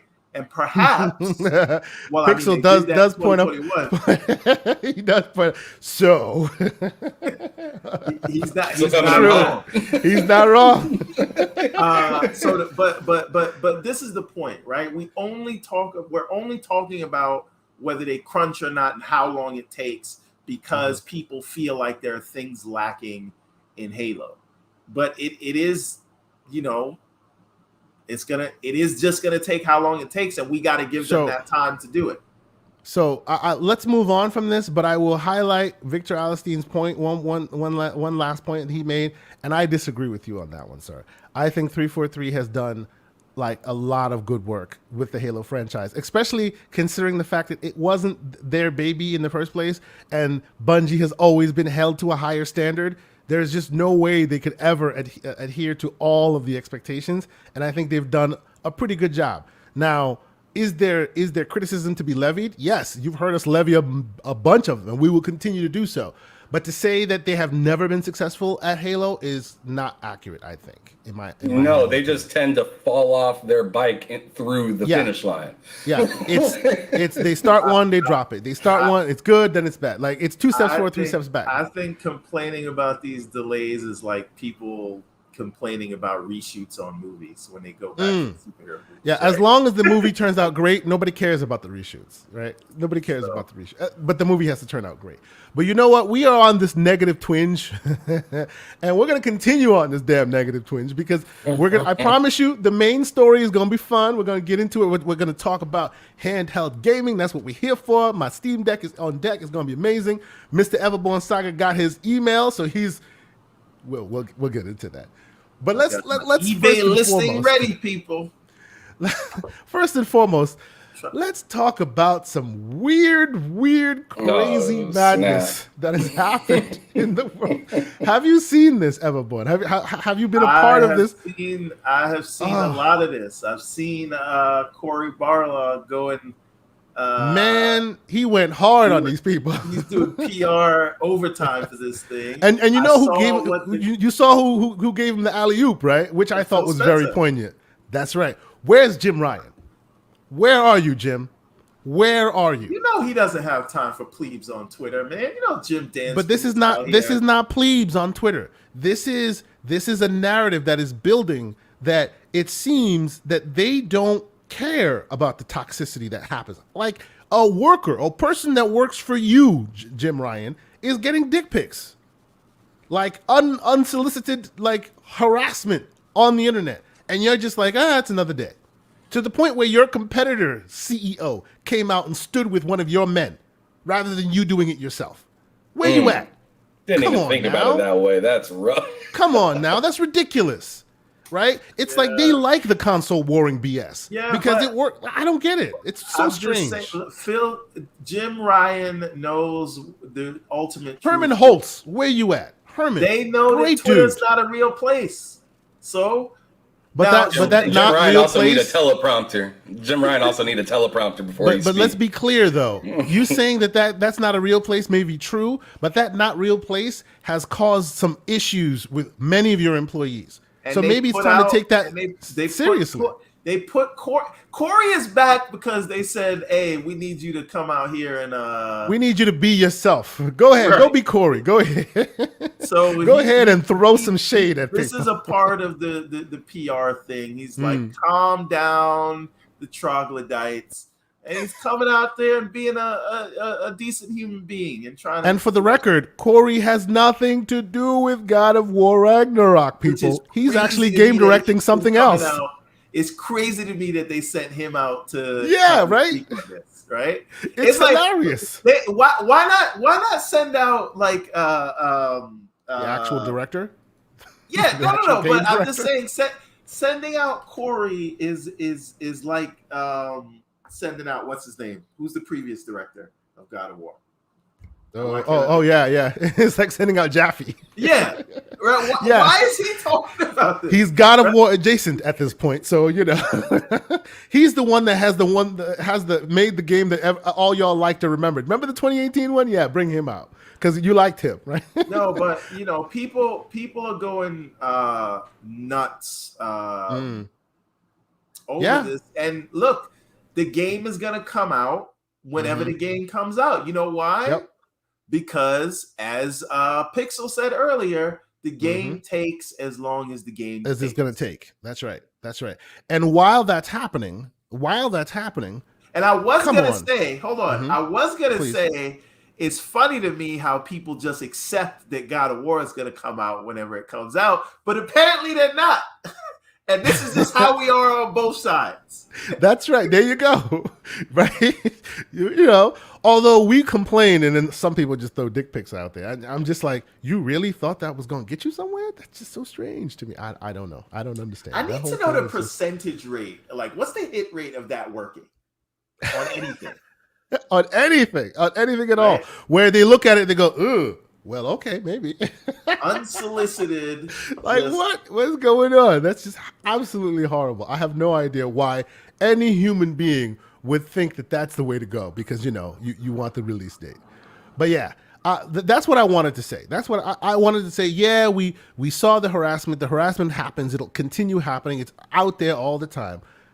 If it's really a serious concern, people need to come out and speak on it, right?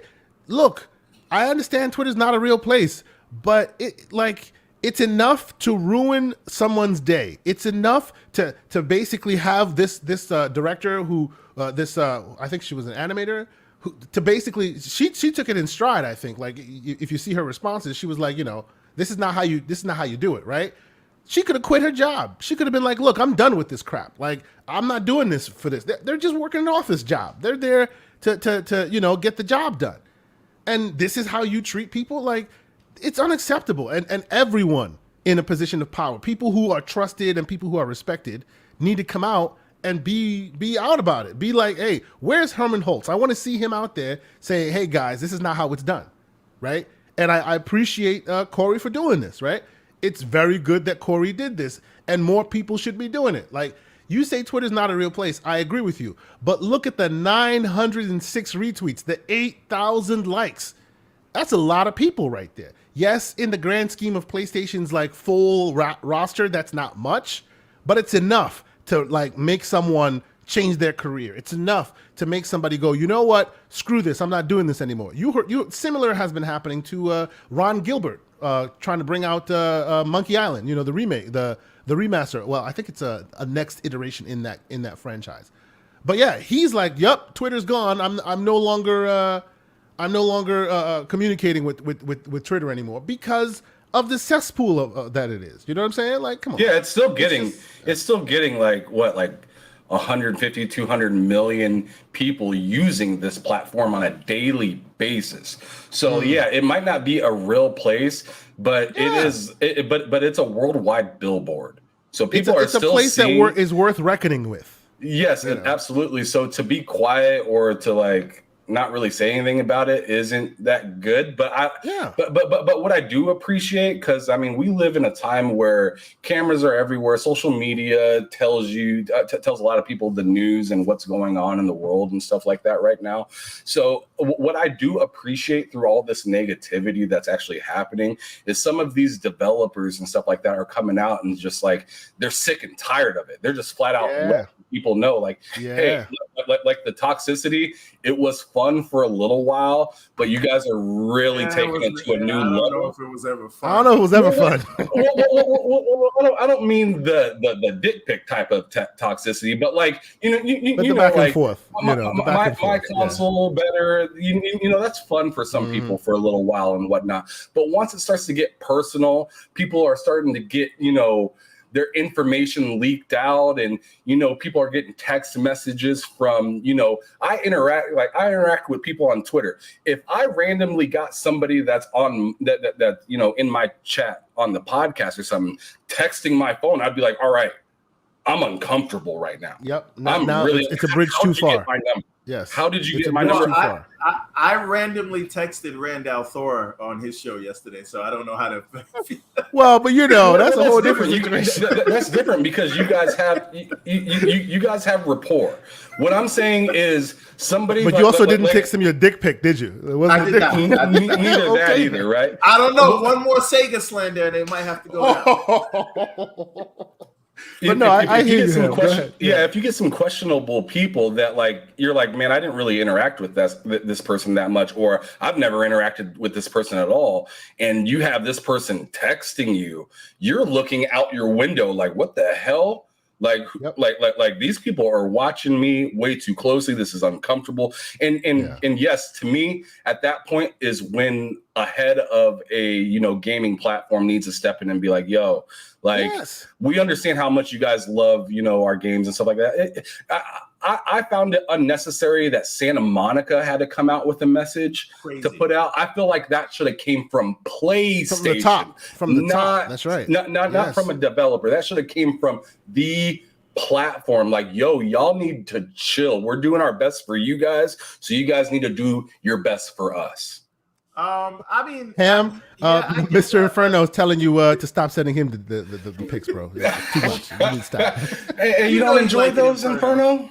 I mean, you stay hot, right? Oh boy. So the thing is, I think first of all, I don't think that the statement should have to have been made in the first place. But I don't really have a distinction between whether Santa Monica is saying it and Sony proper is saying it. Or PlayStation proper is saying it. That's less of a. You know why I think that he's right on that is that it had to be said in the first place, and furthermore, this is the problem. That we will. It just seems like we will. There's a reason why people just look at us like all we do is drink Mountain Dew. And like it's a reason why right? We act like children. They give us a bad name. We are grown 30 and 40-year-old children. That are man babies, if you will. It's just making us all look freaking ridiculous, right? And it's a disgrace to just the entire community, and it's I don't know. And yes, it is just weirdos, but those weirdos just paint all of us with this wide brush. And that's why people look at you when you say I'm a grown man and I'm playing video games. People look at you like you're weird. What? That's right. It's shout out to Mr. Boomstick. Welcome, Mr. Boomstick. You catch us on a very tumultuous topic. Well, welcome, good sir. And by the way, keep an eye on that chat, folks. Still putting game codes in there. Some indies, some AAAs. If you happen to catch it, let me know you caught it. I appreciate y'all being in the chat. Please continue hit that like button if you haven't. Think about subscribing if you haven't. We're marching towards that 1,000 at the end of this year, and by and large, it looks like we're getting there. We're slowly but surely getting there, and I appreciate y'all, and I think you guys are all by and large because of Boom is gonna hit 12K, and we'll hit 1,000 as soon as this acquisition, the deal closes. Yes. Okay, so one off the beaten path story before I head to the big conversation that I wanted to have this week. Okay. And this is just another quick aside, but it brings up another interesting conversation that myself and Mr. Everborn Saga have had. I know his opinion. He knows my opinion. I want yours, Ham Solo. So, Skull and Bones, by and large, a game that I personally go, it'll be all right. Maybe I'll try it. We'll see how it goes. It looks like it was awesome. We got a person. Very cool, Arcade. He got the Invincible Ink code. Congratulations, sir. I hope you enjoy it. So, they just came out and they're like, they didn't come out, but the MSR, the ESRB rating suggests that the game may also drop last gen consoles, right? Just like Gotham Knights just did. Okay. Next gen.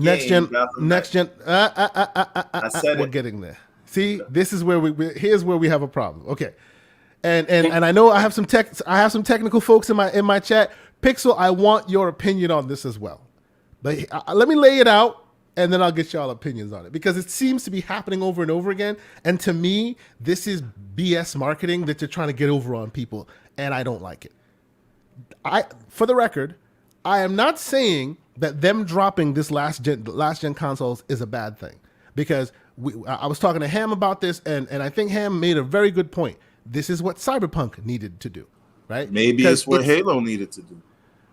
I've played Halo Infinite on the actual OG VCR Xbox. plays just as well. It really did. That's not what I'm talking about. I'm saying maybe things are taking so long because they have to make because sure of that.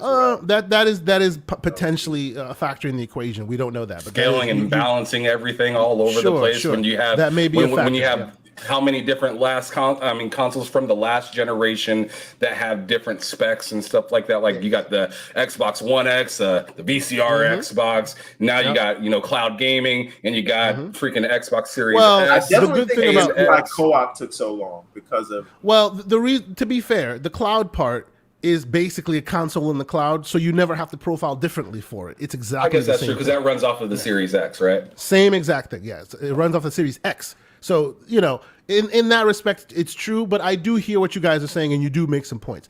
Here's where I want to, here's the question I want to speak to about all of this, okay?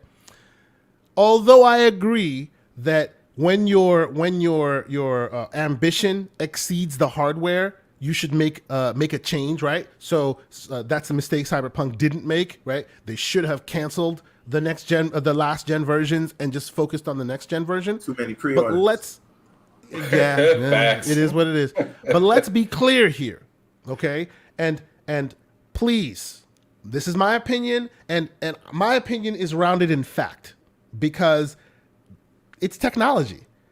The first decision you make when you're making a game is what determines if it's a next gen only or cross gen game. The first decision you make. And what's that decision? GPU gives you graphics and throughput and gives you a lot of the whiz bang that you love.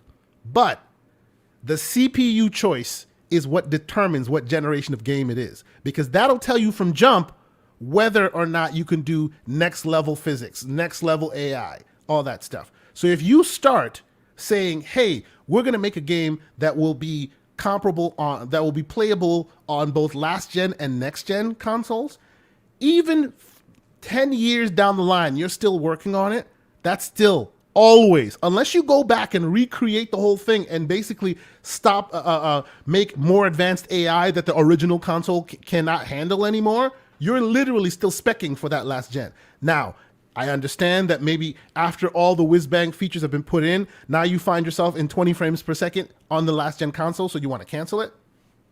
Not a problem. What Cyberpunk should have done, I agree with that. But my technical brain refuses to let you then go market it as a next gen only game or a next gen game, because it's not. It's not. Because somewhere there is a last gen version of the game, and the game decisions that were made early on keeps it as a hybrid game forever. Ham Solo, do you agree or disagree? I mean, I'd have to agree with what you're going at. I mean, I think like if you're coming out with a game, you have a specific direction that you want to go. You don't want to just say, "Oh man, we're working on a game for everything." I feel like what the issue is clarity from the jump. Yep. So if they would have came out Skull and Bones or whatnot and just said, "Hey, this is going to be next gen or whatnot," this wouldn't even be a story right now. This wouldn't even be a story. But instead, the anticipation has people uncertain on what's going on. And when you have uncertainty, you have frustration. So do you know why I bring this up even as a point? Because I feel like I can tell that this is going to become fodder for more warring in our gaming space. Oh, it's only next gen available here. Like, they're using marketing to obfuscate what's really happening, and you're letting them do it. Like, it's great that they're dropping last gen for the purposes of making the game better or making it more stable. All that is great. But to then try to market it as, oh, well, this is PS5 console exclusive or, exclusive to next gen only, whatever, that's not really what's happening here, right? Y'all didn't want to take the time and energy to make it work on last gen. So now you're trying to shroud yourself in, well, this was only made this was only made for Zen 2 cores or whatever. No, it wasn't. That's what makes it next gen. It wasn't. Because there's a world where you can tweak this game and make it still run on the OG Xbox. You just don't want to, or you may not have the time or the money. All good points. But to lie to the public and go, oh, it's next gen only, It irks my technical mind. I'm sorry. Okay. Everborn. Let me stop you. Go ahead. And by the way, Pixel has already agreed with me, and so has Slow-Mo. So go ahead. Okay. All right. That hasn't stopped me before. Oh, of course not. Go ahead. What consoles is the game going to support? Gotham Knights or this? What do you mean? Like which? Well, when it yeah, comes out? obviously, when it releases, they've already announced that they're not going to support the last gens anymore. Then it's a next gen game. That's the okay. As a technical dude, as a developer yourself, you are just making a point to make the point. You understand what I'm saying, and I know you do. Where is it coming out? It's coming out for next gen only. By definition, it is a next gen game. Okay, so I will leave it at that because I think Slow-Mo Backslap says it better than I ever could. Nothing stops Everborn from being wrong, but I understand. So I think it's ridiculous. Although, let me be clear here. Let me be absolutely clear here, right? It's good if you see that the money is not available, the timing is not available. It could be a black eye when you release it that way. Cancel the last gen. I get it. It's fine. So let me ask you just one quick question. One quick Sure. question, Mr. Technical Man. Oh Lord, here we go. Is it possible? See, and he says that to me because he's also a technical man. You know, that's why he's being facetious. Is it possible that there could be a feature that just wasn't working on last gen, but it is working on next gen, and so therefore that's a next gen feature that is so important to the game that you forego trying to get it to work on the last gen consoles? So you make a point, but you not in the way you think. You are right. But and while I get in that, Lucius Augustus makes a very good point. Next gen only versus built for next gen needs a distinction. Yes, there needs to be a distinction. You're absolutely right. And for those of us that have been playing in the background with the tech, it's 9th gen aware versus 9th gen, right? 9th gen aware. Now, to your point, is there a feature that's so important that they forgo? 9th gen aware means it's 8th gen and then has a small bit of the 9th gen features. Now, what are those 9th gen features? It could be ray tracing. It could be many different features. But no 9th gen aware feature is so important that it then becomes a reason to cancel the last gen. Because if it was so important, let me finish. No, let me finish. Because if it was so important, then it would have been part of the 9th gen. It would be a 9th gen feature, which it's not, because Gotham Knights is an 8th gen game with 9th gen features. So is Skull and Bones. So is what do you call it? To a lesser extent, so is what do you call it? Cyberpunk, right? Because they literally developed that thing as a next gen game and tried the medium in there as well. And tried to shove. Yes, exactly, the medium as well, right? You've heard this saying a lot. 9th gen aware. Right? It's a hybrid model. It's an 8th gen game with little tacked on features. Now, to your point, Everborn, when they say so important, they have been clowning us, the consumer, for a while now. They did that first with 1080p versus 4K. In hindsight, it was not important. Frame rate was way more important, but they couldn't show you that. You can't put that on the box. You can't see that with your naked eye until you're playing it. So they made resolution so important because it's the reason that it got you to buy a game or buy a console. Right? Same thing is happening here. Ray tracing is a visual difference. It's not as important as everyone makes it out to be, but it's a differentiator because you can see it. So they make it so important for marketing. What in your mind would make Gotham Knights a next-gen game? What in my mind would make... Well, no, let me answer the question. Right? Let me answer the question. You want to know what in my mind would make Gotham Knights a full next-gen game. Okay, so... we haven't played this game yet, so it's all speculation as of right now, right? Oh, really? But stop your mouth. But the point is, knowing that it's a game that was initially geared towards the Jaguar cores of the past, I bet you if you walk in that game, right? Let's say it's an open world game, you're following characters, right? The loop of those characters of NPCs will be very basic. That is the mark of the what do you call it? The laptop core CPUs. They don't allow for advanced AI. They never did, right? That's a big reason why Cyberpunk had huge issues, because they were trying to push the AI limits. They were trying to, you can literally follow a character, an NPC in the game, and see them go to work, see them go here, see them do this. Same, like you can do that. in really games that adhere to very high-end AI require high CPU utilization in order for that to happen.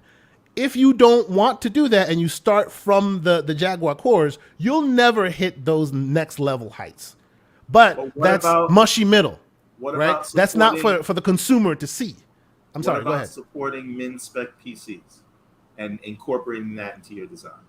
Min-spec PCs, whenever people say min-spec PCs, usually if you look at as a PC gamer, yeah, 1060, but usually the 1060s aren't paired with an Athlon CPU, right? Usually, you can have a low grade GPU, but your CPU still has to meet a minimum spec. That's what's important, because again, and please correct me, all of my wonderful developers and technologists in the chat, GPU power can be scaled. CPU power cannot be. It is what it is from jump to the end. Can't be changed. CPU is what it is. You cannot make more or less. It is what it is, and that's all it can do. But the GPU, oh, I have a Steam Deck. I can only run it on 720p. All right, well, I'll scale the graphics down so it runs at 720p on here. Oh, well, you have a 3080. It does all the bells and whistles. Well, crank the graphics up. That can be scaled, right? AI intelligence cannot be scaled. It is what it is. So when you make that decision early on to support the last gen, it means you're keeping them dumb forever. That's what that's happening. That's what that is, right? That is exactly what that is. And the important features aren't really important. They're just the visually attractive features that get you to buy. That's why they tacked on the ray tracing. That's why you could only play, you'd see ray tracing in Forza Vista, because, hey, we got ray tracing. Does it really matter? No. Does it really affect anything positively? Yeah, it makes your screenshots look nice, right? Look at the next Forza. You can have ray tracing in-game, fully in-game. That is at such a high clip that requires canceling it, not allowing it to do it on last gen. Now, even there, they tried to do a little bit of funny money, because I heard, and obviously rumor and speculation, they were trying to use FSR 2.0 to see if they could potentially get something like Forza running on the last gen. Because what do they do there? They scale it to very, very low resolutions, and then they use the upscaling AI, not AI, but they use upscaling algorithms to basically level set the graphics to the point where it looks almost the same as like if it was 4K already. They couldn't make it work, so they didn't make it work. But my point in all this is, it's great that they're doing the thing that Cyberpunk should have done. I get that, but I hate that marketing moves people in just said bad directions. Yeah, Slomo just said how many enemies on screen can't be scaled. Enemies. Isn't that scaled in Cyberpunk depending on whether you're last gen or next gen? Enemies on screen, the amount of enemies on screen can be scaled. You can actually do that. Even in what do you call it? In my latest game, I'm playing Final Fantasy Remake Integrate, right? On the Steam Deck, I'm playing it. You can scale it from at any moment in time there are 6 people visible or 10 people visible. But what they're doing there, what that's doing is, every person represents some mathematical percentage of use of that CPU, right? Every single enemy represents more and more complex AI hey, is he coming at you? Is he going to throw a grenade? Is he going to flank you? This and that and the other. So yes, that can be scaled to a certain point, because if you have a lower GPU, the CPU, I should say, then all of a sudden you can't hit that high heights because your machine just can't handle it. But even that, right? Every single AI element, every single enemy has one level of that complex AI. So if you happen to be doing very advanced stuff with that enemy, it won't run on Xbox One, whether it's 1 dude or 15 dudes, right? It's about how you make him scale, how you make him smart, that one enemy, right? Then you multiply him and multiply him and multiply him. So the question is, will that one enemy be playable on Xbox One? If the answer is yes, cross-gen. If the answer is no, next-gen. You understand? Right? I just feel like we're making these distinctions without a real difference. And let me be clear here. I'm being very simplistic about it. It is far more complicated, and I'm being very topical, very surface level, and it gets so deep to the point where it's even beyond my grasp. I will completely understand that, and I appreciate that there's far more to it. 100%. I'm not even denying that. Yeah, I mean, that's just one little piece. I mean, there's also the things moving around in the background, cars moving around, what's being rendered on the screen, post processing, all the stuff. Because I mean, as soon as like for instance, you go from outside to inside of a building, that's totally different. So the game has to perceive it totally differently. So, I mean, I see what you're saying, Asante. I see what you're saying, bro. And look, and this is just me trying to say that this is marketing that we should not be buying into. Like, this is exactly as that whole SSD thing. Oh, it's going to be so fast that they're going to be able to offload things that's not possible because the SSD is so fast. Like, marketing BS. And people took it hook, line, and sinker, right? Until we really were able to prove that, oh yeah, you see that spinning disc that's sitting there from the 50s? Yeah, that thing can play your game. They were lying to you. Like, this is exactly that. So wait a minute. So Ratchet and Clank, you're saying, is not a next-gen game? I will say Ratchet and Clank is a next-gen game. Why? But Ratchet and Clank is a next-gen game because what they did, it could run on last gen. Let's be clear, and it's actually already been proven by developers, on like actual developers, not me. We can hunt it down, and I can show it to you.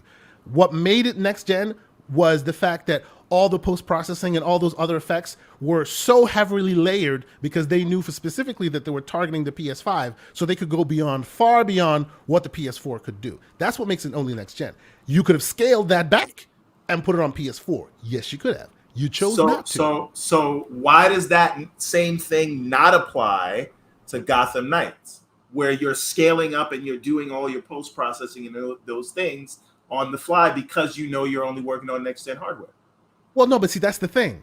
The what do you call it? Ratchet and Clank started from jump with that idea. They started, hey, we want to make a game that looks better than Pixar movies. You said the same game, obviously scaling back on the effects, could run, and you could do other tricks to run it on the PS4. But yes, but at the same time, you do consider Ratchet and Clank a next-gen game. So that logic needs to apply for Gotham Knights. No, we see, Gotham Knights started with PS4 in mind. Ratchet and Clank did not start with PS4 in mind. At least, I'm taking it from the developer. Far off from the last Ratchet and Clank in terms of. Well, see, no, but you're just telling me what you see, right? That's different. What you see and what decisions were made are two different things. Your perception can be like, there's a last gen version of. There's a last gen. Could be done on last gen if you scaled things back. Graphically, because they knew they were supporting next gen. They scaled everything up. Yeah, they threw all the balls to the wall. Yes. So I don't. Last gen, they scale things up. It's a next gen game. Okay, sure. Next gen game. I'm gonna call you gonna call it next gen game. Let's move on to the next topic. All right, we'll move on. We'll move on. But we'll move on. Yeah, sure. You can declare victory all day. I will harken right back to what Slow-Mo was saying. Never stopped him from being wrong. It's okay. It's cool. Whatever. It's cool. I appreciate the folks sitting in here. Who in the chat who agrees with me and who agrees with yeah. Oh, you know what? Let's do that. I want you to choose a side.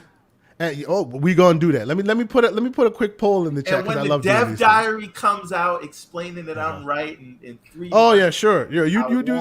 We'll wait for that day. Hold on. Everborn, the issue that I'm having is like you can technically, in my opinion, and I mean I could be very wrong, but you can technically scale back any game enough to run. Yes. To run on a previous console or something like that.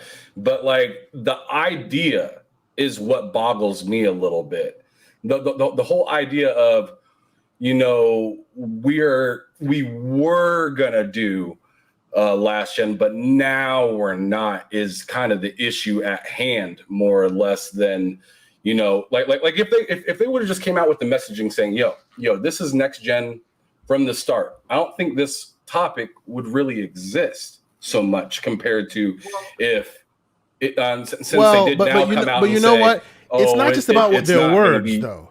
It's not just about their words, because you heard that the first time Gotham Knights was shown, people were like, "Come on now, this is not it. It doesn't look great. It doesn't look next gen." Like, that was the first thing anyone and everyone said about Gotham Knights, and that was before they said, "Oh, we're dropping last gen." Yeah, right? but you're saying it's marketing, and I'm saying Yes. you drop last gen. Sometimes that's the right thing to do. Oh, right? and I'm not denying that, right? I've already said, no, listen carefully. No. Listen carefully. What did I say? What did I say from jump? I said they did what Cyberpunk should have done. So I think it's a good move to drop it. Just stop lying to people. Fall back and say, oh, it's just marketing. No, you're doing Yeah, but they're lying to people, calling it next gen only as if, oh, this is what you need that console for. You can't buy it for last gen. That's not a lie. Well, in that world, okay, how about this? And this is where I will end. Is Gears of War 1 an Xbox only game? Is it on PC? Is Gears 1 on PC? It's on PlayStation. The first Gears There's of only War? one copy that they put out, that they made just to see it. But of course, Microsoft had bought it and they shelved it. But one copy made it into the wild, and it's out there and you can see it. It's on on PlayStation. I think it was PS3. So does that make Gears of War an Xbox only game? Yes. When there's one copy out there? Really? It's out there. Somebody played it on a PS4, PlayStation 3. You could see it. How about that? Now we've gone past the Rubicon. Let's move forward. Jesus Christ. I'm just saying, like, get out of here with this. I refuse. Oh, and by the way, let's see. I put the We're in poll crazy in the chat. town now. Please, people. Xbox is a PlayStation game. It's true. Look it up. Right. There's actually even footage on it on Twitter and on YouTube. Right now, we're doing the poll. Please make your voice heard. I see so far we got 10% saying Everborn is right and Gotham Knights and Skull and Bones are really next gen, and then 60% saying no, Everborn is wrong, and even better, there's 30% saying hell no. so both 30 and 60% lead on no. And about 18% say he's right. But we'll keep updating on this poll as we go along. Okay. But you know what? We've had a lot of the back and forth. We've enjoyed ourselves. Later, Case, you can hold the logic against me. That's fine. I will let you hold this logic against me. That's not a problem. No problem. But what I will do is what I'm going to do is I'm going to take this away from you. You chat. Yeah. You're ashamed of the chat for being logical. That's unfortunate. Needless to say, let's get to our main topic. Dead people voting. Stop the count. Dead people voting. Let's get to the story we want to talk about. And I took away the image and just us because I want to talk about handheld gaming, right? And for those who saw the show, we had another show. Shout out to Slow Mo and a few others in the chat and people who joined us on Tuesday. We had a review of the old Steam Deck, and it was a very interesting show. We had a lot of fun talking about this thing, and it's brought up a lot of back and forth about handheld gaming, right? And does Microsoft need one? Does PlayStation need one? Are they going to make another one? You know, all this interesting stuff. So I have been like pouring myself into this thing as of the day it came in the mail. And truth be told, like every day there's something new. Like I initially, I'm a newest, latest, best kind of guy. So there's something new, like we'll play with it for a while, and then it'll end up probably on the shelf or something. But I find that this has really changed my gaming habits. I've been playing a lot more games than I seriously thought that I would. The most recent game I'm playing now is Neon White. Shout out to Mr. Joanna Dark for recommending it. It looks very interesting. I just bought it on the Steam sale. I'm going to give it a shot. But I don't want to necessarily have this Steam Deck specific conversation. If you missed that, please check out the show from Tuesday. There might also still be some game codes in the chat. I sprinkled the chat with a bunch of game codes, so you should definitely check it out. We had a great time, great discussion. Lots of awesome Mav, bunch of awesome content creators were on that show. But I want to have a broader discussion with you folks because I think this has been a segment in gaming that has been kind of adjacent to the hardcore for a while. And some people are very, very into it, and others are just kind of like, that's not me. Like I'm not with it. So let's level set first before we even get into this. Ham Solo, you are king of the retro games. You've had your hands on a bunch of different cool retro games over the years, as you've described. Do you have a Game Gear? Do you have a Nomad? Did you ever play? Did you have like a GameCube? Game Boy? Did you ever? Are you a handheld gamer? Is that something you do, or is gaming for you just screen, controller in hand, sitting on the couch? I'm more screen, controller, on the couch kind of guy. Mm-hmm. But in the past, yeah, I've had some handhelds.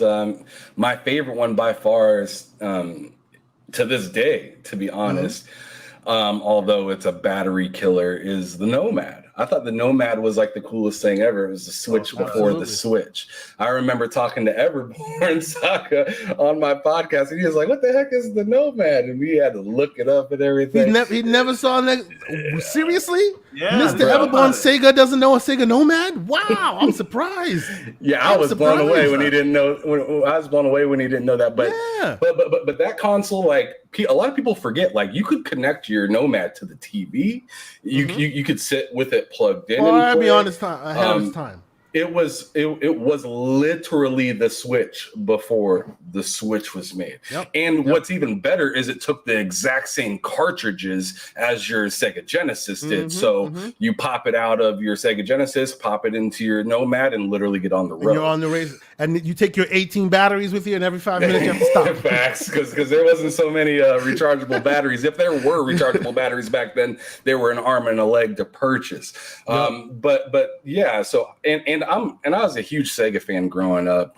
Really played a lot of like Road Rash and Road Rash was my game. I absolutely loved like Mortal Kombat. I still remember the cheat code ABAC ABB, and then say "get over here," and blood would start to leak down the screen and whatnot. Like I really loved those, and specifically like the Sega Game Gear and the Nomad had the backlight on it that the Nintendo handhelds didn't have back in those days. You had to have like some kind of weird like third party like little arm thing. Yeah, that like went over the screen, and then you're trying to dodge the glare and all that stuff. Sega had it down pat in the 90s. They were fire with it. Yep, they were ahead of their time. Yeah. As for moving on to today, I have 2 Switches, but I like never play on them. I want to get the Steam Deck, but I'm more or less waiting for things to just kind of come out and just be more regular on there. Okay, so is it that you're waiting for availability, or you're waiting for it to become the console adjacent device that they're trying to make it? Because it's not there yet, clearly. That's it. That's what I'm waiting for. I'm waiting for things to be seamless on there. I don't want to do this whole, because I was watching your show last week and you guys were talking about, you can get Game Pass on there, but there's a lot of work. Yes, right. Yeah, exactly. And I don't want to, when I pick up a device and I pay that much money for it, I don't want to, I'm not like you, Kay Asante. I don't want to dig into all the nitty and gritty things about it. I literally just want to pick it up and play. Yeah, I want it to be turnkey, just like a Switch is. And even though I see slow mo with the 11 frames per second, bro. It is collecting dust on me, but I still enjoy it, especially when I go on trips and stuff like that. I still have time for it because my favorite handheld that I have right now isn't very viable when I'm on the road. So I play a lot on my phone from like cloud and remote play and stuff like that, especially when I'm either within the house or like that. When I told you I was with my daughter in the hospital, I was playing Assassin's Creed Odyssey, Origins? Odyssey. No, Odyssey. You have to own that game to be able to play that. So I was playing that remote through my phone, and it worked fantastic. And I actually put up a few videos the last couple of weeks on Twitter, not on my channel, of me being able to play my Xbox remote and record myself on screen at the same time. To me, it's insane where these devices are able to go. people are really thinking, you know, Switch is really cool, Steam Deck is really cool, but they're really underestimating the phone. Once the phone starts to be able to get like storage to where you can download games and have it natively on your cell phone, I feel like things like the Steam Deck may have a hard time. The Switch may still do fine because they have a lot of their own IPs and stuff like that. But but people are really underestimating the phone market and how much of that could possibly blow up in the near future, especially I mean, cloud is cool and all, but once you get on the highway and you're in the middle of freaking Nebraska, you ain't going to be able to play no cloud games. See, I know because I'm from Nebraska. But see, that's where the Steam Deck shines, good sir, because the hardware on display in this thing is not as powerful as a Series S, which is considered a very small console, right? It's not as powerful as a Series S, but it is far more powerful than a Switch, right? Which can't be duplicated on a phone anytime soon. Like local hardware rendering cannot be anytime soon. You'll take a huge hit in order to make your phone run. Have a conversation about local hardware rendering in a minute. Yes, we are. Yes, we are. 100%. Yes, we are. But I do agree with you that when we get to the world where this hardware has been optimized and scaled down to the point where you can have a Zen 2 core on a phone, then it changes the game. But unfortunately, with heat distribution and battery life and all of that, dedicated hardware, it will still be necessary for a long time. Right now, from what I can tell, they're deciding that, okay, dedicated hardware is for those who are really interested in it. But if you don't want to pay that heavy price or have that dedicated hardware with you, then your phone is obviously a good solution. And I've tried a Razer Kishi. I've tried the Backbone. They are great devices. They really, really work to like take the phone aspect of it away, and there you are on your phone / mini Switch type of situation playing your game, and it works very well. I do agree with you on that. But being that the local rendering is just not there yet today, I always think there will be need for local rendering, which is very difficult to achieve on a phone if you want to do like real AAA high level games. I mean, they're doing a lot right now in the mobile market, right? Games are looking great. They're better than they've ever been. But you are not playing Assassin's Creed Odyssey as it is today on your phone natively. You're just not gonna be able to do that. No, not right now, but that direction I feel is coming at some point. And essentially the phone is almost like what the dongle for the TVs are going to be, or what the apps are for the TVs as of right now. It's just going to be a lot of cloud or remote based stuff. But I feel like down the line in the future, you will see a phone come out, especially working like Xbox working so close with Samsung and stuff like that. You may see a certain cell phone that they might be working for. Instead of building their own handheld, they might want to, go and work with Samsung that, makes phones as it is, and then just make a gaming console with it being a phone at the exact same time. And Back from the Dead, we'll speak to that real quick. You're absolutely right. I don't think this is comparable to a Switch at all. It just happens to look like it. I have a Switch. You see it in the corner over there. And I have this. The people that make these comparisons, I don't agree at all. I think it just happens to look like a bigger Switch.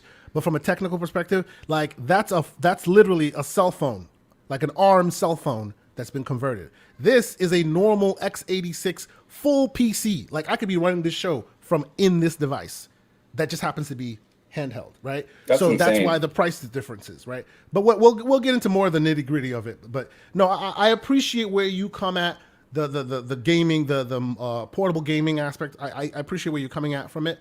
Mr. Everborn Saga, you and I have been chatting about this stuff for a while now. I know that even as a Switch owner yourself, you never undock it. It's always in dock mode, right? So that is correct. I hear that you now are one of the few who has gotten the email, the fabled email, right? And you may be getting a Steam Deck soon, and you may be or you may not be. How do you feel about it today? We'll get into the should this company make one? Should that company make one? I just want to get a level set at the top. Mobile game.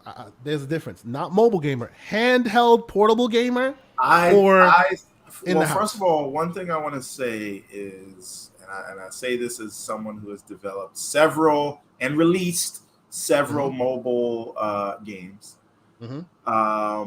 I really think we as console and PC gamers, we really got to stop snubbing our noses up at mobile games, because the way that they have advanced, I think they've advanced a lot further than we actually think. And you can look at some latest games. Sleeping on it. People are sleeping on mobile, bro. And we want to talk. Listen, these mobile games can do whatever the Switch can do today, right? Because but hold on here. This is the misnomer you're giving. The Switch is a mobile game. It's a mobile platform. It's literally a cell phone. But people don't think about it that way. And you made it. That's why you got to educate them. You made a distinction between handheld and mobile.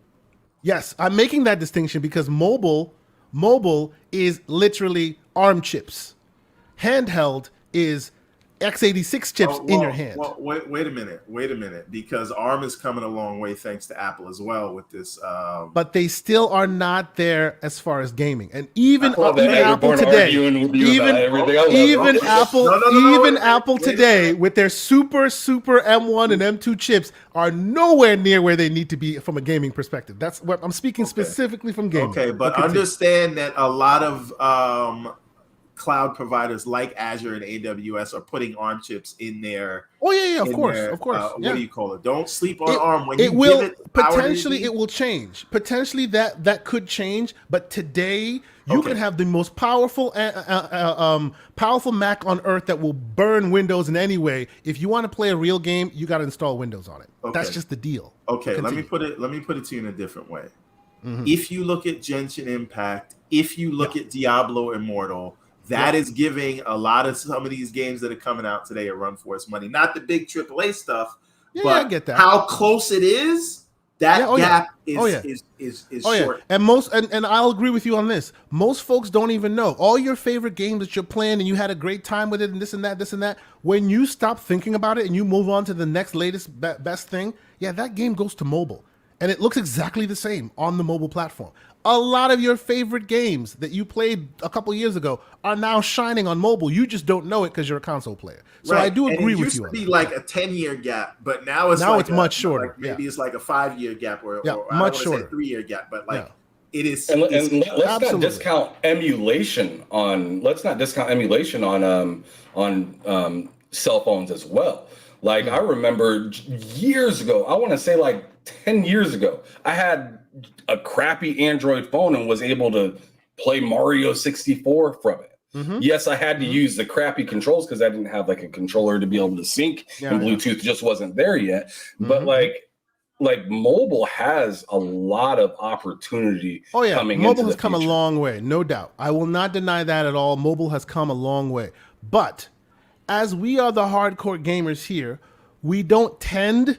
And by we, I mean the broader we, us gamers, the people who watch shows, people who produce shows. We don't tend to give mobile the credit that it sometimes deserves. This ABK thing, by the way, that K part is very important. Most people clown it. But that K part is super important. You're going to see, mark my words, you're going to see a mobile-only Game Pass led by King. You will see that, I bet. I don't think it'll be mobile only, but I do think they will utilize Game Pass to have content because they have a PC. They have a PC Game Pass right now, which is dedicated to PC players. Yes, there's crossover, but there are some games that are brought to the PC player base that don't go anywhere else. It's just for the PC player base. I see a world where there's a mobile a Game Pass, where again there's games can your Minecraft can be on everywhere, but there will be mobile only games too. I'll tell you the way I see how they're gonna thread that needle. You have to look at what they're doing with Riot Games, right? Yep, exactly. And I think there will be content or battle 180 million players a month on one of their mobile. Right, but for mobile, I think it'll be in terms of perks because most things mobile are free to play anyway. So if you say, well, hold on. Riot Games, it costs $630 to get all your characters. It comes free to play. It comes all included in Game Pass. Now imagine how many people who spend all 180 million of them can now buy a Game How Pass many and get the characters for free. Hundreds of dollars in Candy Crush now if you gave them some subscription to it. Yep. And say it comes with these perks, same thing. Exactly. And that goes for Warcraft and any of the other things. Anyway, Yep. or Hearthstone packs or whatever it is. I don't. So okay. So you yourself, Everborn. Let's get back to the topic at hand. You yourself, Everborn, are not generally a mobile first gamer. Can I say that, or is that? I am a mobile first game developer, but I'm not a mobile first gamer. If that makes any sense. Hey, it makes perfect sense. It makes perfect sense. Scalability and all of that. Yeah, I do think a lot of us content creators should pick up Unity, pick up Unreal, and make a game.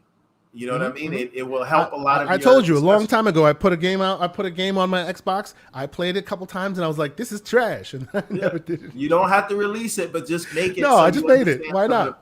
I use nothing but all the stock stuff in the store. Right? Yeah, for sure. And I think it'll help a lot of our conversations about how some of these things work. It helps you understand how it's put together. Of, us as know nothings telling developers what they should be doing.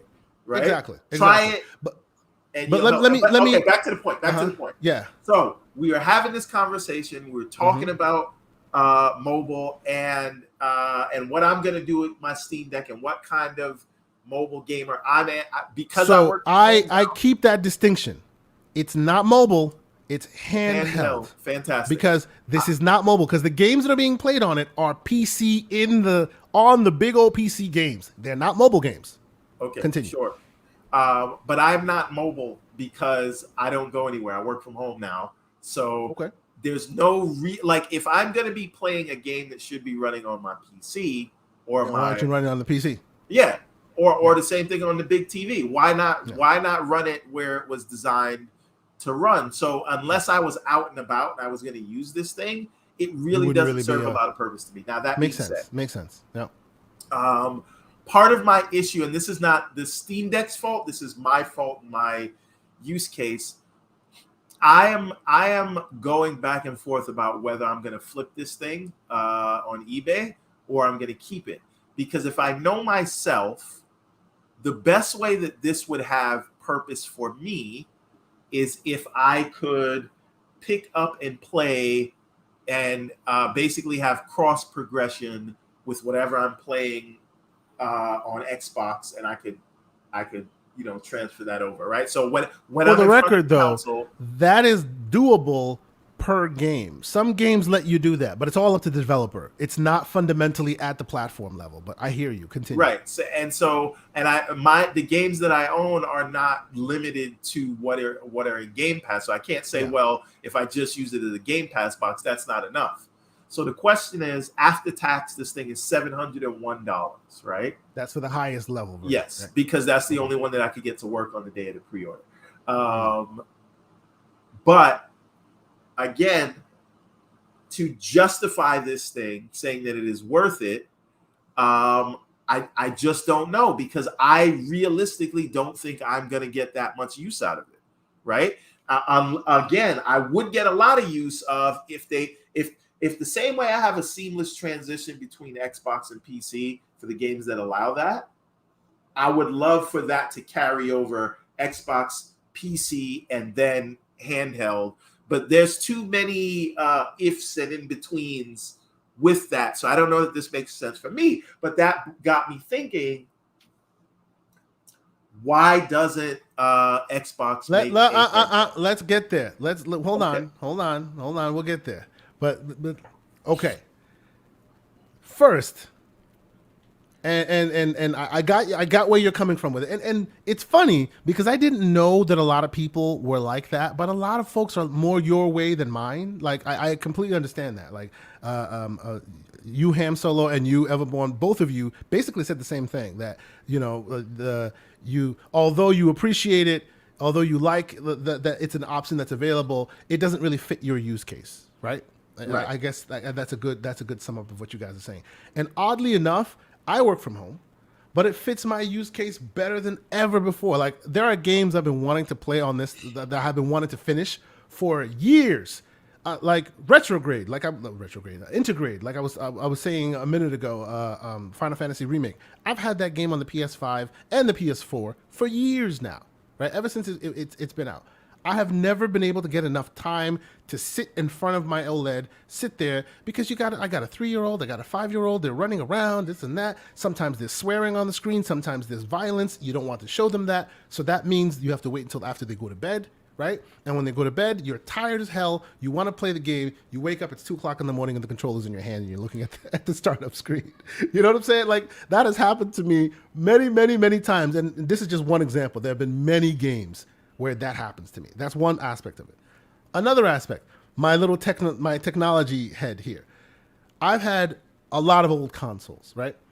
Not as many in the retro camp as Ham Solo. I'm actually building that up. My next purchase will be a Dreamcast. I haven't gotten that yet, but I do have like Nintendos and Genesis. I have a bunch of the older consoles that I enjoy, and I want to get cartridges back and all of that, right? Every console I've had, every modern console I've had that has somewhat of a strength to it, I enjoy the ability, and that's just me. This is a me thing, and I know there are some that are like me, but most people are not. That's fine. I enjoy it, and this goes back to my OG Xbox, where I turned Media Center, opened it into a Media Center, and did all this other stuff with it, just for the purpose, educationally. Just, hey, can it do these things? Can I make it do these things? And it's become one of these things in my head where I want to get every console. I want to use the hardware as better than the actual developers and the maker of the hardware initially intended, because they always just limit you to the game you're doing, right? Do you know that the Steam Deck can play Breath of the Wild at 60 frames a second when the Switch can't? I believe this is what I mean. Well, I right? believe this that is what 100%. I mean. You know, do you know that the Switch can play Teenage Mutant Ninja Turtles: Shredder's Revenge for about 90 minutes to almost 2.5 hours? But like you guys were saying, oh, you don't want to tweak too much. I get that. But the reason why I love to tweak is because I know that if I set the screen resolution, if I set the screen refresh rate to 40 hertz and set the game to 40, so instead of 60 frames, it plays at 40 frames, I can play Shredder's Revenge for 5 hours. Right? It's not meant to be played that way. You see what I'm saying? Like, they allow you, if you just want to pick it up, hit play, you're picking it up, you're playing. But the options in the background that you don't know can really push the envelope if you so choose to want to tap into it. You know what I'm saying? See, I like those options. I like those options, K. Asante, but what I want seamless is my ability to just play it. I do want to be able to tweak and play with those options and whatnot. But what I don't want to do is, go into the back end. Exactly. I like the game's there and whatnot. I want it to be seamless enough to where I can go into that back end like I almost do. Well, I mean, with my PC, to be honest, and just make a few changes. I'm not trying to make every single change. And what I will tell you about that is this thing so far has been very good in that department. The mistake that they've made is they did this, is it yellow, green, not playable kind of thing? And it gave people the perception that only a small subset of games were playable, right? Every single game, like Breath of the Wild, a bunch of other games, not even emulation. I'm talking like regular PC games that say, Spec Ops: The Line, one of my old favorite games, Spec Ops: The Line, says it's unplayable on Steam Deck. That is a lie. It says there, right there, unplayable. You hit play, it plays. You don't tweak, you don't make setting changes, you don't do nothing. It just plays, right?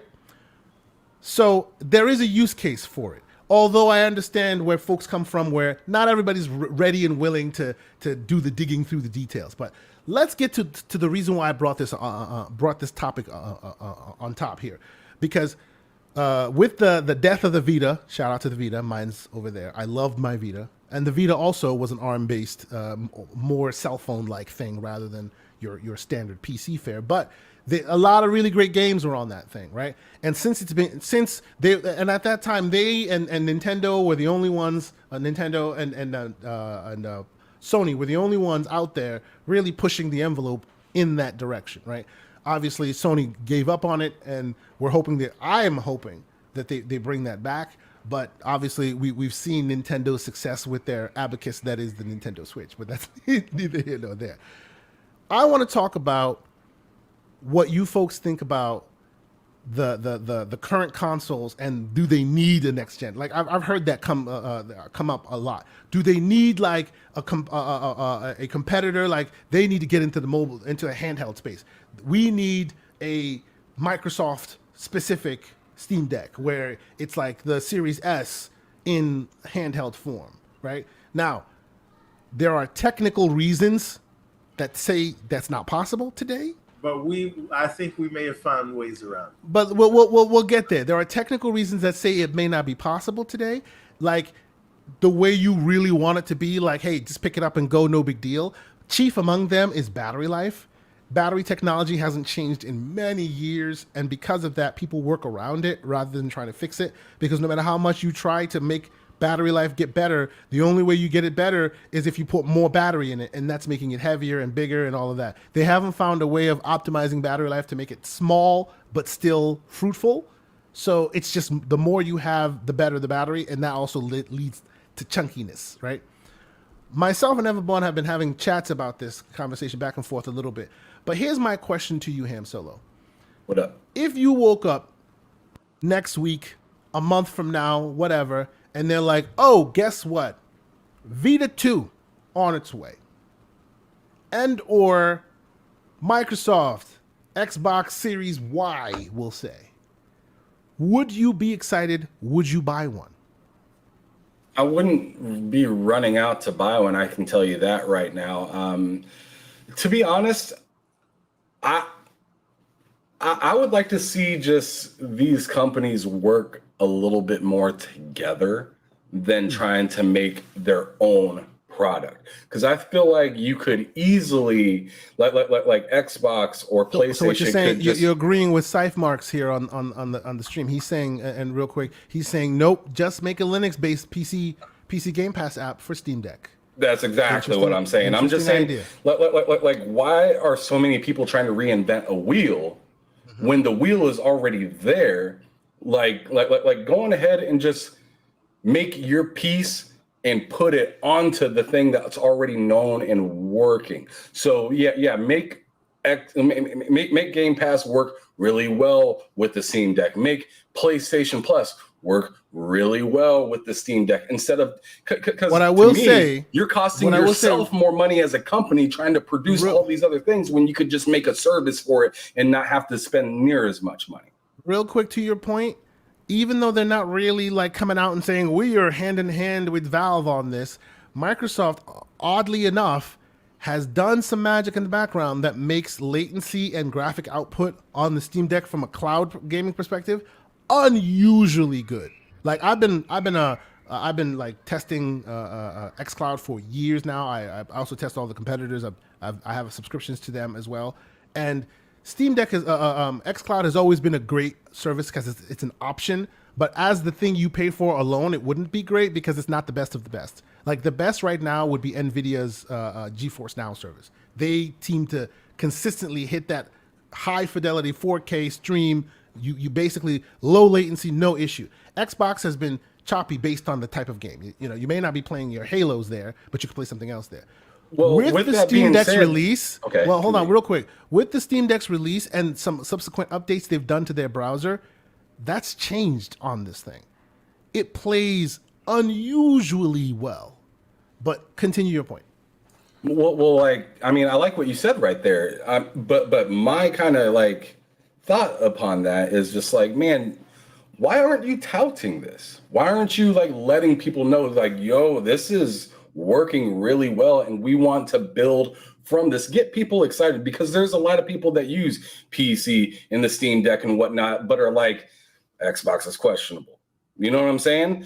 The more that you can kind of like take away that, what would you call static, I guess, in between the two, stigma, and just make it more, that stigma and all that stuff. Like the more that you can say, hey, we work like peanut butter and jelly together. Yep. People are going to be like, hell yeah. Well, I didn't like Xbox that much before, but hell, it just works.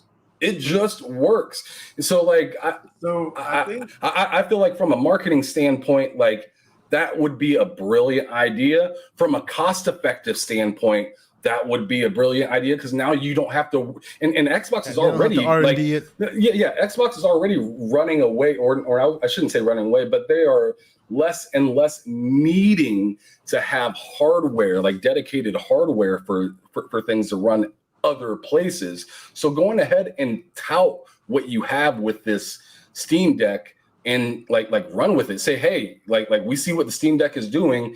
We're gonna go on ahead and push and push and push and push until like I'm not saying that this has to be a forever thing, but until you get your own idea to where it's so comfortable and you can almost like I was saying earlier, push it over to like Samsung. Yo, y'all are making phones already. Y'all are already selling this stuff like crazy. Let's just put it on there once you guys have a device that can run this kind of stuff. So and then you're in multiple places. About that, in addition, and I know you got to go, everyone. I'll definitely let you go right now. About that, in addition to that deal with Samsung TVs, if you happen to have a full like a Samsung actual phone, like mine is a T-Mobile branded, so it comes with the T-Mobile image. But if you go to Samsung's actual website and download their image, their firmware that doesn't have any of the specific carrier branding, it comes pre-installed with Game Pass. So they're getting there. It's happening. Just like they talk about the TV and this happened like, what was it, 2 weeks ago. All of a sudden, and I always have Game Pass on here anyway. Reimaged my phone because it was getting a little sluggish. Start installing my apps. Game Pass was already on it. I was stunned. And the phones have a game mode, as I'm sure you know, where it has a game interface and all this. The Game Pass app is in there, and they're touting it. I think they even like say you can get the tagline, the $1 start price and all of that. They are heading down that path. It's just they're not putting it on billboards. I don't think. I think they're not ready to really go out and televise that yet, as they're growing the service still. Everbone, you had something you wanted to say? Several things I wanted to say. Please speak. So firstly, I don't think it's as simple as making a great Linux-based app, right? A lot of these games are there. It's called PC Game Pass because these games run on PC, right? So and Proton has to work nicely with it, otherwise you're screwed. Yeah, right. And so that in and of itself could be an issue. And I do think, remember, this whole like cloud gaming thing, it's not new, but it's also not mainstream. And if you want to mainstream this thing to really get it to a place where you can fall back, you have to have the definitive experience somewhere. You need that sort of pun very much intended. It needs to be an optional thing. Yeah. Right. Mm-hmm. And so to do that, listen, for a very long time, Windows was getting the short end of the stick in terms of operating systems. And it was the whipping boy, even though it was everywhere. And they were saying, people were saying Macs were better because all of Microsoft partners, HP, Dell, you name it, were making crap. Right. And the experience was never optimized. So they had to Microsoft had to come out and say, hey, here's the Surface. This is how it should be. Now start from there. All right. Absolutely. And so when people make a reference to Windows, that's the reference point. And I think not Windows 95 anymore. Right. I think they need something similar to for Xbox and Game Pass in the handheld space. Right, have a definitive experience and still work with your partners and still work to make sure things work good on devices like the Steam Deck and those other things. Hear you, man, but but that part is hard, man. That means they'd have to R&D and give you their definitive vision and then hope that others can hit it. But their definitive vision is not possible right now. Sure, and that's why it's still in beta. So, but that's cloud gaming, and that's one thing, right? Yeah. But I do think I do think. So go ahead and hit me with that theory you had. We were talking about this. A quick aside. Yeah. We were talking about this yesterday. It's been going around. Obviously, Jez Corden and a few other folks have been talking about. Hey, they've been prototyping stuff for a long time. We know Microsoft prototypes a lot of different things. I'm sure there's even a VR headset somewhere in their catacombs that you'll never see the light of day.